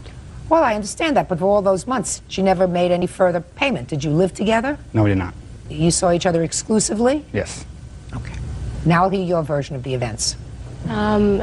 The hospital bill was not for a car accident. It was for a miscarriage, or as the hospital puts it, pregnancy complications. When?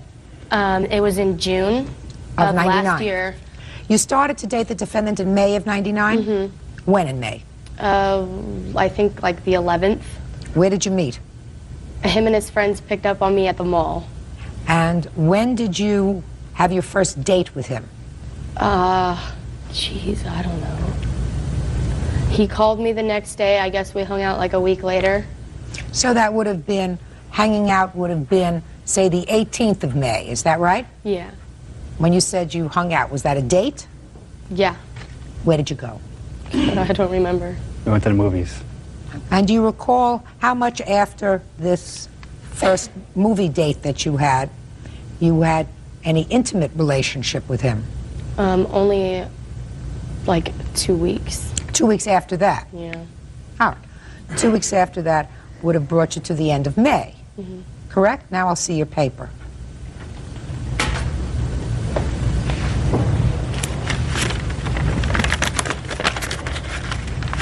It's really small, sorry.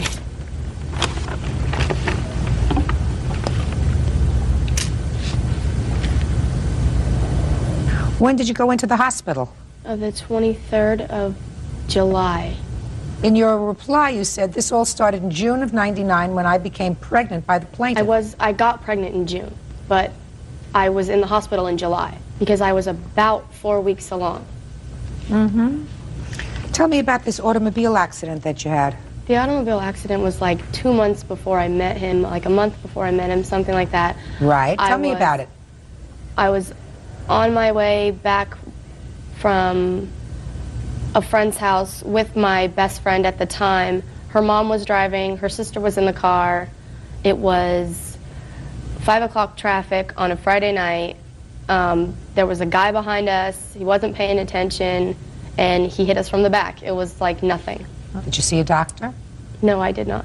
Okay, so you say that this $300 that he gave you was towards the medical bill for this pregnancy that you had after you met him. Yes. Is that right? Mm-hmm. Did you tell him that? Yes, he knew. So tell me what you told him.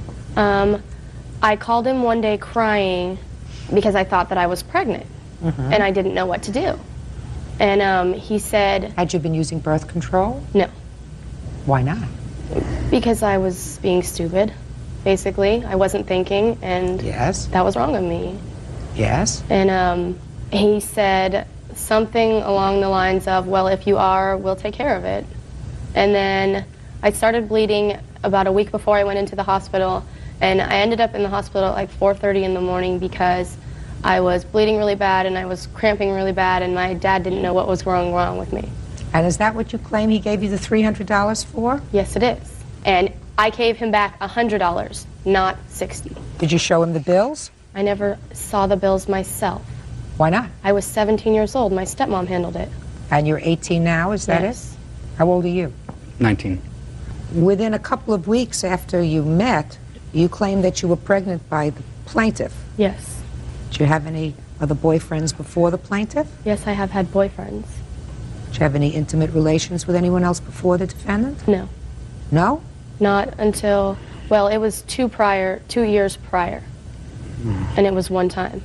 I mean, there was something about him that you found irresistible? I guess. Couldn't tell you what it was, but... One of the problems that I have, sir, is that after you gave her this money, you didn't ask for it back in the 6 months that you continued to date, right? Yes. So what I want to know is, why now? I wanted it back for a long time. I just never got around to going to the courthouse and filing the suit for it. That's basically, I wanted it. It was not a loan at all. It was not meant to be a loan. I just never got around to the courthouse. You said it wasn't meant to be a loan? I mean a gift. Excuse me, I'm sorry. I never gave her money for a doctor bill, and she never told me that the money I gave her was for the pregnancy of the doctor bill. If it had been for that, I will pay for that if it is for that. You know better than that. Miss Bailey, the problem that I have is that you say you paid some of this money back. I did. Why? Why? Because he was like getting a new job, and he was kind of in between jobs, I think, at the time, and he had just bought a car. And there was this thing that he really, really wanted to get for the car, and I happened to have just gotten paid, so I gave him the money. And the only reason why we're standing here today is because he's mad because he cheated on me and I broke up with him. Now, you say that this money was used for complications as a result of pregnancy. Yes.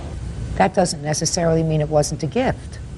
Just because you had a medical bill doesn't mean that he obligated himself to pay it. It's his baby. He should have to pay half of it. That's not written anywhere, madam. Where's that written? You're telling me that if this happened to you, you wouldn't think that... This wouldn't happen to me, madam. I'm smarter than that. We're not talking about things that are moral. We're talking about things that are legal.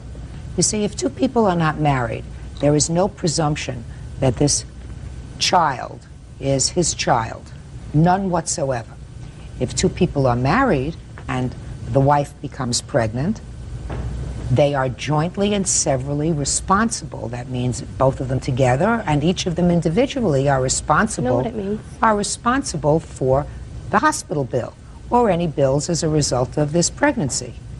But when two people are not married and they choose to have sex, unprotected sex, the woman, unfortunately, is usually the one that gets stuck if there's a complication. But there is nothing in the law that says he is responsible to pay for half of anything until he has adjudicated the father of a child. And that doesn't happen until after a baby is born, and they can do blood tests, but not before. That's the law. Now, that may be unfair to women, but that's the law. So you have to give them back, and I will give you credit for the $100. You say it was $100, you say it was $60, Mr. Schleffen, it's not such a big deal. Judgment for the plaintiff in the amount of $200. That's all. Thank you. Parties are excused. You may step out. Don't ever date this boy. Ever. Don't date her? And now the next case. All parties on Chavez versus Johnson. Step forward. 43-year-old construction worker Chris Chavez is suing former landlord, 43-year-old dance instructor Christy Johnson, for the return of a security deposit and rent after she evicted him without notice. Christy says Chris was constantly drunk. Mr. Chavez, you rented a room from the defendant, Yes, Your Honor. and according to you, she unceremoniously told you had to leave after several weeks. Yes. And you are suing her for the return of your security deposit Correct. and any prorated rent. Correct. Okay? Yes.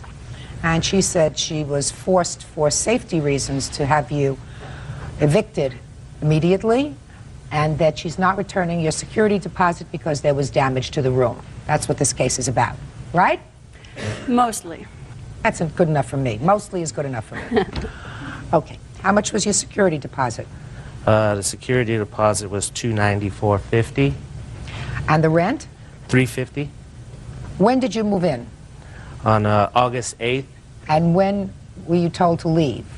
August 27th, I believe it was. Not real accurate of the date when I left. I was too afraid, and a lot was going on. Okay. Is it correct that he left on the 27th, that you told him to leave on the 27th?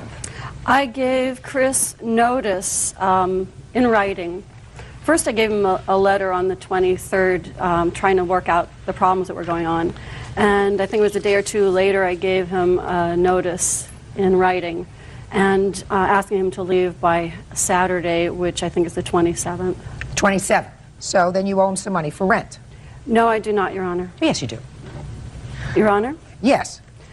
He paid rent through the end of the month. Yes. And he left of his own free will. You told him to leave by Saturday. That's what you just told me. Yes. What do you mean? How could he leave of his own free will, madam, if you gave him a letter telling him that he had to be out by sundown on Saturday? That's not leaving of his own free will. Well, I didn't have to get anybody to kick him out. Are you for real? Yes. Yes, I am, Your Honor. Now, let's talk about his security deposit. What was wrong with the apartment? He had left all of his stuff there, and that is because he got in a car accident while being drunk. What was wrong with his room that you did not return his security deposit? I had to spend my time packing up his things, cleaning the room. I had to paint the room. He started painting the room and didn't finish the job, so I had to buy paint and paint the room. Because you kicked him out? No, he did the job before he moved in, which was around the 9th or 10th.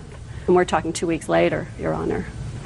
And I'm asking for the rent to be deducted from the 1st of the month to the 23rd of the month of September, because he didn't give me a 30-day notice, and it cost me money to pay for the rent while he was not there.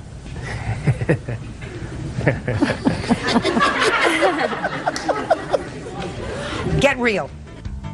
Real cases, real people. Judge Judy. Chris Chavez claims former landlord Christy Johnson evicted him without notice. Christy says Chris was constantly drunk around her children. Go ahead. I have a letter here that I gave him on the 23rd of August that outlines the fact that he had been Can I see the letter, please? Sure. Drunk in my home for several days, had not gone to work, had lied to me, had totally misrepresented himself to me. Just a second. Mm-hmm. I'm writing this note because it seems that you have a hard time talking to me, or maybe anyone, about what's going on with you. I know that you are having a hard time right now and invite you to talk to me about the big stuff in your life. Go deeper in your conversations with me. I don't want to live with someone who clams up and holds up in his room for days on end. I am concerned about you. This is not what you write to a tenant. You write to a tenant, you're leaving your garbage in the hall, your dog is pooping all over the stairway, you know, because you leave food out, there are roaches all over the place. You don't write a tenant that you don't want to live with somebody who clams up and doesn't want to talk to me. Well, Your Honor, he didn't talk to anybody for Who cares? about 6 He doesn't days. have to talk about it to his soul. Well, he lied to his boss. He told his boss that he couldn't come into work. What difference does that make to you? Well, the difference that it makes to me, Your Honor, is that he was drunk in my home, and I have 2 small children, aged 5 and 9. No, you don't say that here. Yeah. No, you don't say that here. You said, I am also concerned for my family. It is apparent to me that you have a drinking problem. We have also smelled cigarette smoke coming from your room. I have lived with drinkers, and I know the symptoms. I have been in enough bars in my life to know the smell of booze in the air. You try very hard to hide these facts, but you're not fooling me.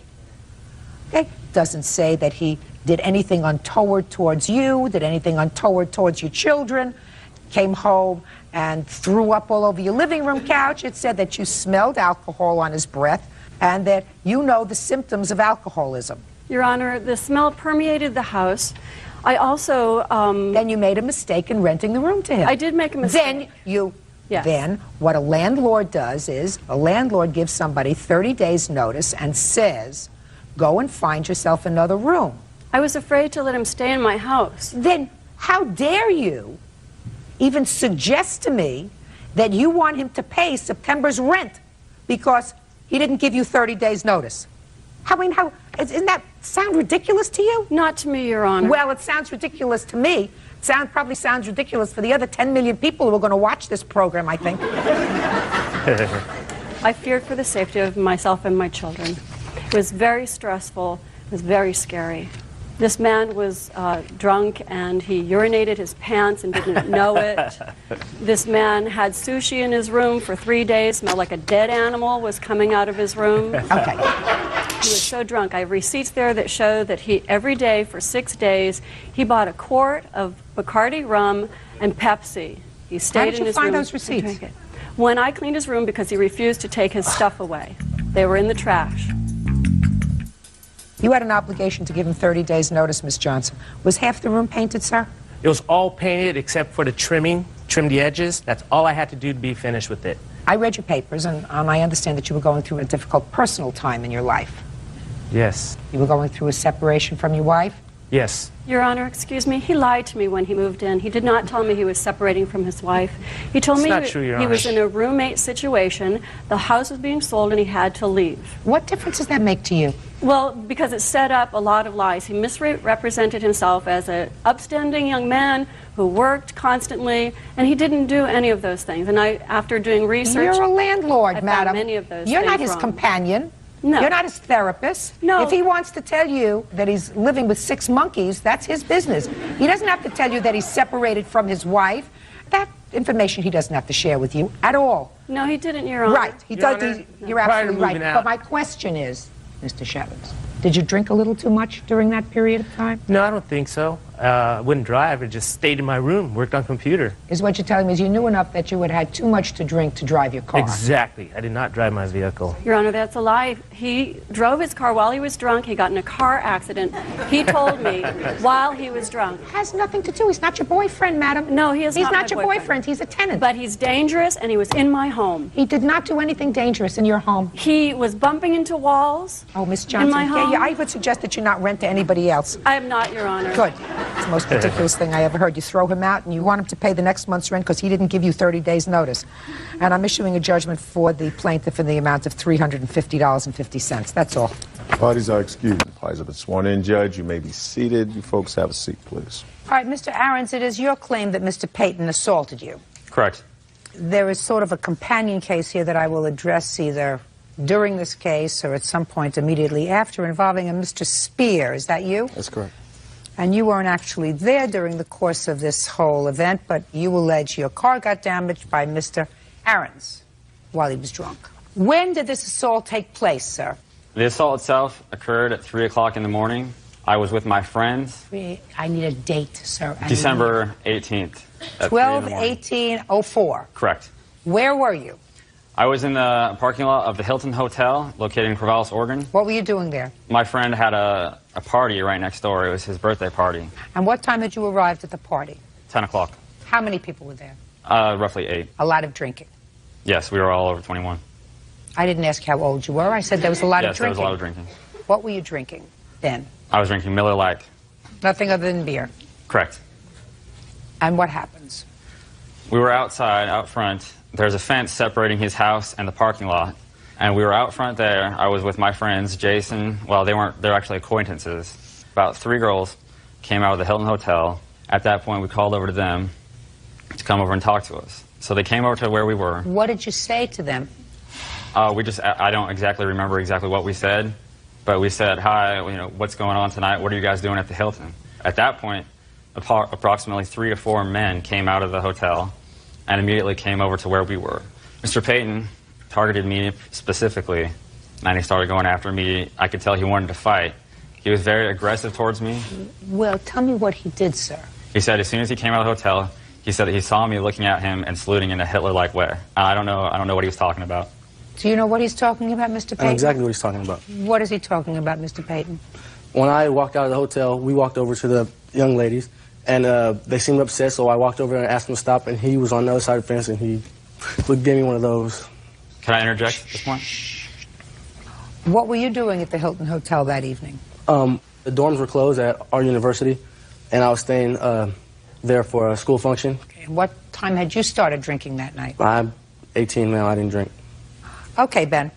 So you're outside. And I'm speaking with my friends. It becomes a verbal altercation at that point. So I came over to the fence. So you jumped over the fence? Correct, yes. Why didn't you just go home like you were planning to go? I wasn't planning on going home that night. Well, what were you doing outside, Ben? We were just out front of his house so that we didn't wake up his friends. I don't understand that, Ben. You were outside because you were making too much noise to be inside? That would be correct, yes. At that point, I explained to him what I was doing. What did you mean you explained to him? What does that mean I explained to him? I told him, I repeated the motion of this. I told him that's the only thing I could have possibly done at that point when he came outside. I told him that. He said, okay, that's all right. And then we shook hands. We exchanged names. We asked them what they were doing, and they said they were going to go and get beer and food. So they got in their car, and they took off. They came back about 10 minutes later, maybe 15 minutes later, and we were still outside. What were you doing outside, Ben? We were just sitting on the curb. There's a curb. We were just sitting there. We were just talking amongst ourselves. Go ahead. The 3 girls that were with them, I believe they went straight into the hotel, or they didn't want to talk to you anymore. I don't know if they didn't want to talk to us anymore, or if they were just They didn't want to talk to you anymore. They went right inside. They went inside. Go ahead. Peyton and his friends, they stayed with us out there, and we talked. And at that point, there became a verbal altercation between Mr. Peyton and one of the witnesses, Brown. And I believe it was over food. I believe he asked them if they brought him any food back. Where is Mr. Brown? Mr. Brown is unable to come. So he's not a witness? Okay. Because he's not here. Okay. So Mr. Brown, one of your friends, asked Mr. Peyton... Well, he wasn't my friend, he was my acquaintance. Your acquaintance? Correct. On your curb? Yes. Asked Mr. Peyton how come they didn't bring him back any food.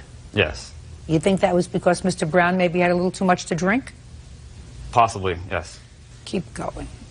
So at that point, there was a verbal altercation between him and Mr. Peyton, and I believe Jason might have gotten involved in it a little bit.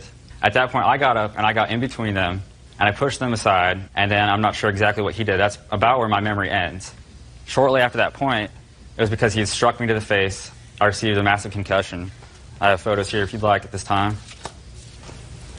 You can take a look at that. I fell back. I hit the concrete. I lost about 1.5 pints of blood. You can see my cheek there. It was possibly dislocated. Looked like you fell back really hard. Yes. At that point, I had a concussion.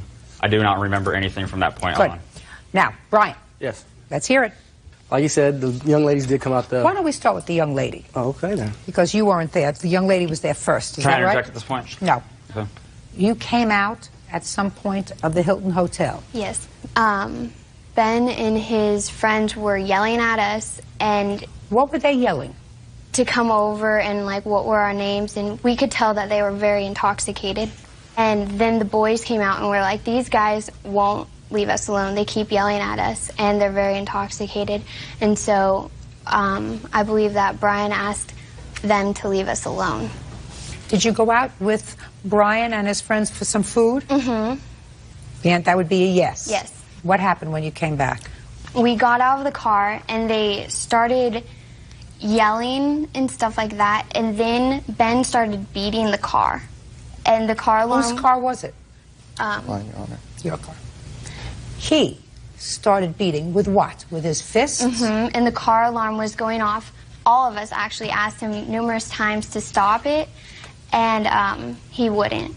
Brian went up to him to get him to stop, and Ben turned around really fast, and his fist came up, and so Brian obviously felt threatened if he was beating the car this much, and so Brian hit him, and he fell back on the ground and hit his head.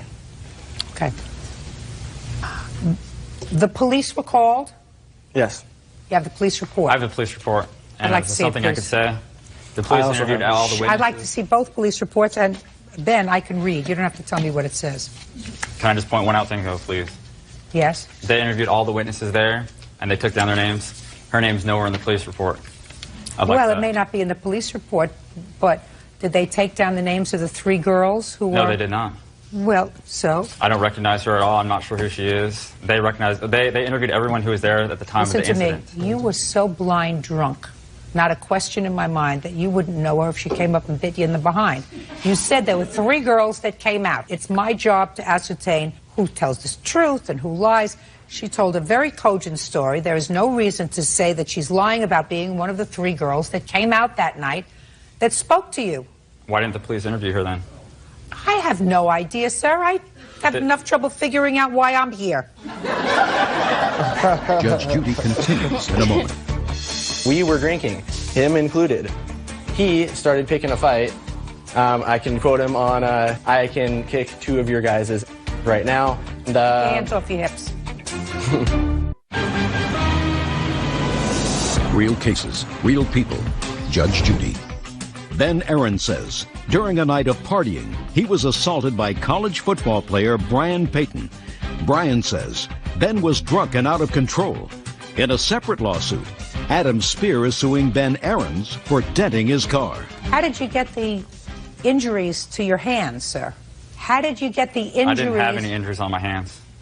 I noted that Mr. Aarons had injuries to both of his hands. He had abrasions and red marks on his fingers that were consistent with him striking something. This is the photograph of the injury to my hands. This is the dent that my hands allegedly created. That's one hand. I'll take a look at it. Absolutely. If you look in the report, it says injuries to both hands. Right. If there is injury to both hands, you would see it. The only thing that photo shows is a red strap mark from where I was strapped into the stretcher. You can see that. No. Police officer noted, sir, that there were massive dents on a car. That would be Mr. Spear's car. And the police officer said to you, did you strike that car? And you said, I don't remember. That was the answer that you gave to the police. Correct. Police also said that in addition to beer, you drank liquor. Yes. That's what you told the police. Okay, yes. You didn't remember to tell me that. I'm sorry. Police officer also noted that you and your friends were all drunk. Right? Correct. Okay, good. Could I interject with one more thing, please? I have a medical report from when I was there. They did a full body analysis on me. There is nothing in there about any injury to my hands. The only thing I could have imagined that he would have seen is I have a medical injury. Let me explain something to you, sir. You hit his car. You were drunk, and you fisted his car. You may not remember it, but that's what you did. That's what happens when you drink too much. Ben? Allegedly, yes. That's what happens when you drink too much, sir. You act goofy and stupid. You try to pick up girls that don't want to have anything to do with you. You hang around where you shouldn't be hanging around outside. And you act goofy and stupid. And you get yourself into trouble when you drink too much. Isn't that right? Not entirely, no. Well, you were acting goofy and stupid, too, according to the police report. All of his friends were drunk. Oh, does it specify my name in there? Were you at the party? Yes, I was. And you weren't drunk? They didn't take individual I statements. didn't ask you that question, sir. I said... I was drinking, but I was not drunk, Your Honor. I'm here for a reason. I'm not his friend. I met him that night. Good. I'm here because I can remember things. Everybody else there was too wasted. Why? She wasn't wasted. Huh? I'm talking at the party that we were there. This young lady isn't wasted, sir. And you know what? She also wasn't there at the moment of the assault. Step up. Step up. Go ahead.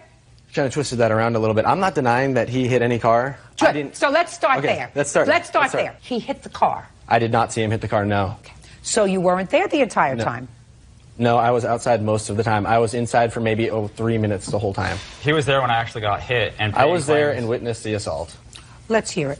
Let's hear it? Okay. Take your hands off your hips. We were standing there having drinks. His friends and him among us had beer. They brought a case of beer. We were drinking, him included. He, Mr. Payton, was pretty hot-headed the whole time. The moment he came up, he started picking a fight with me and Brown, who's not here today.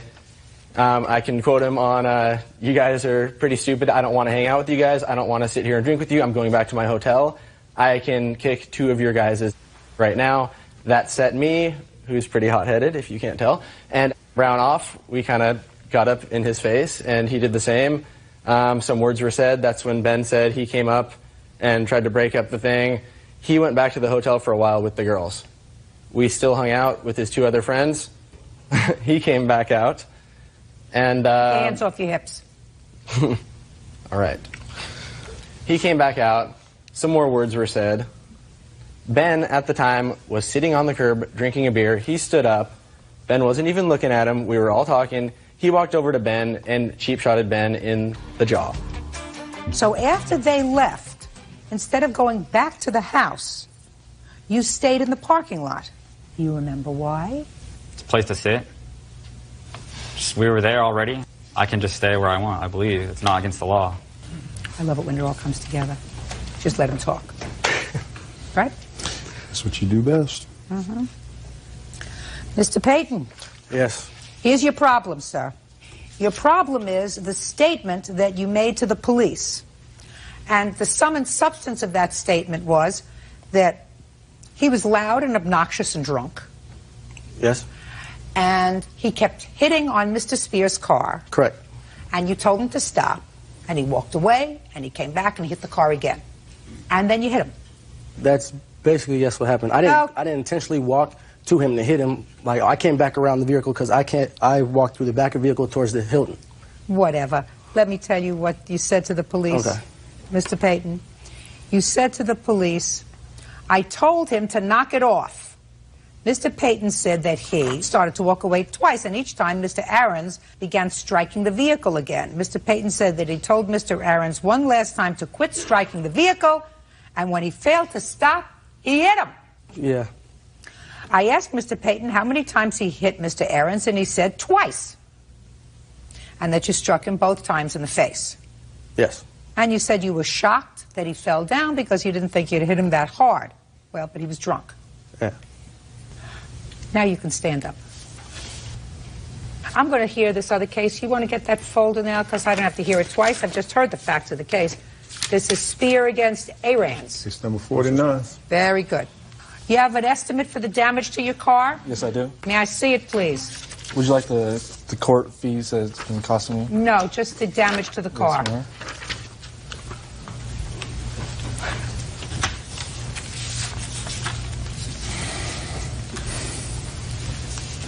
Who's Mr. Norris?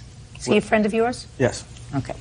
Let me tell you what Mr. Norris told the police. It says in the police report, this is the interview. Mr. Norris stated that after Mr. Payton told Mr. Aarons 3 different times to stop hitting the car, he walked up and struck him in the face. Yeah, I'm not denying that I hit him. You can't do that. Brian, you can't do that. Now, do you have any unreimbursed medical bills, sir? Yes, sir. Oh, ma'am. Hand them up.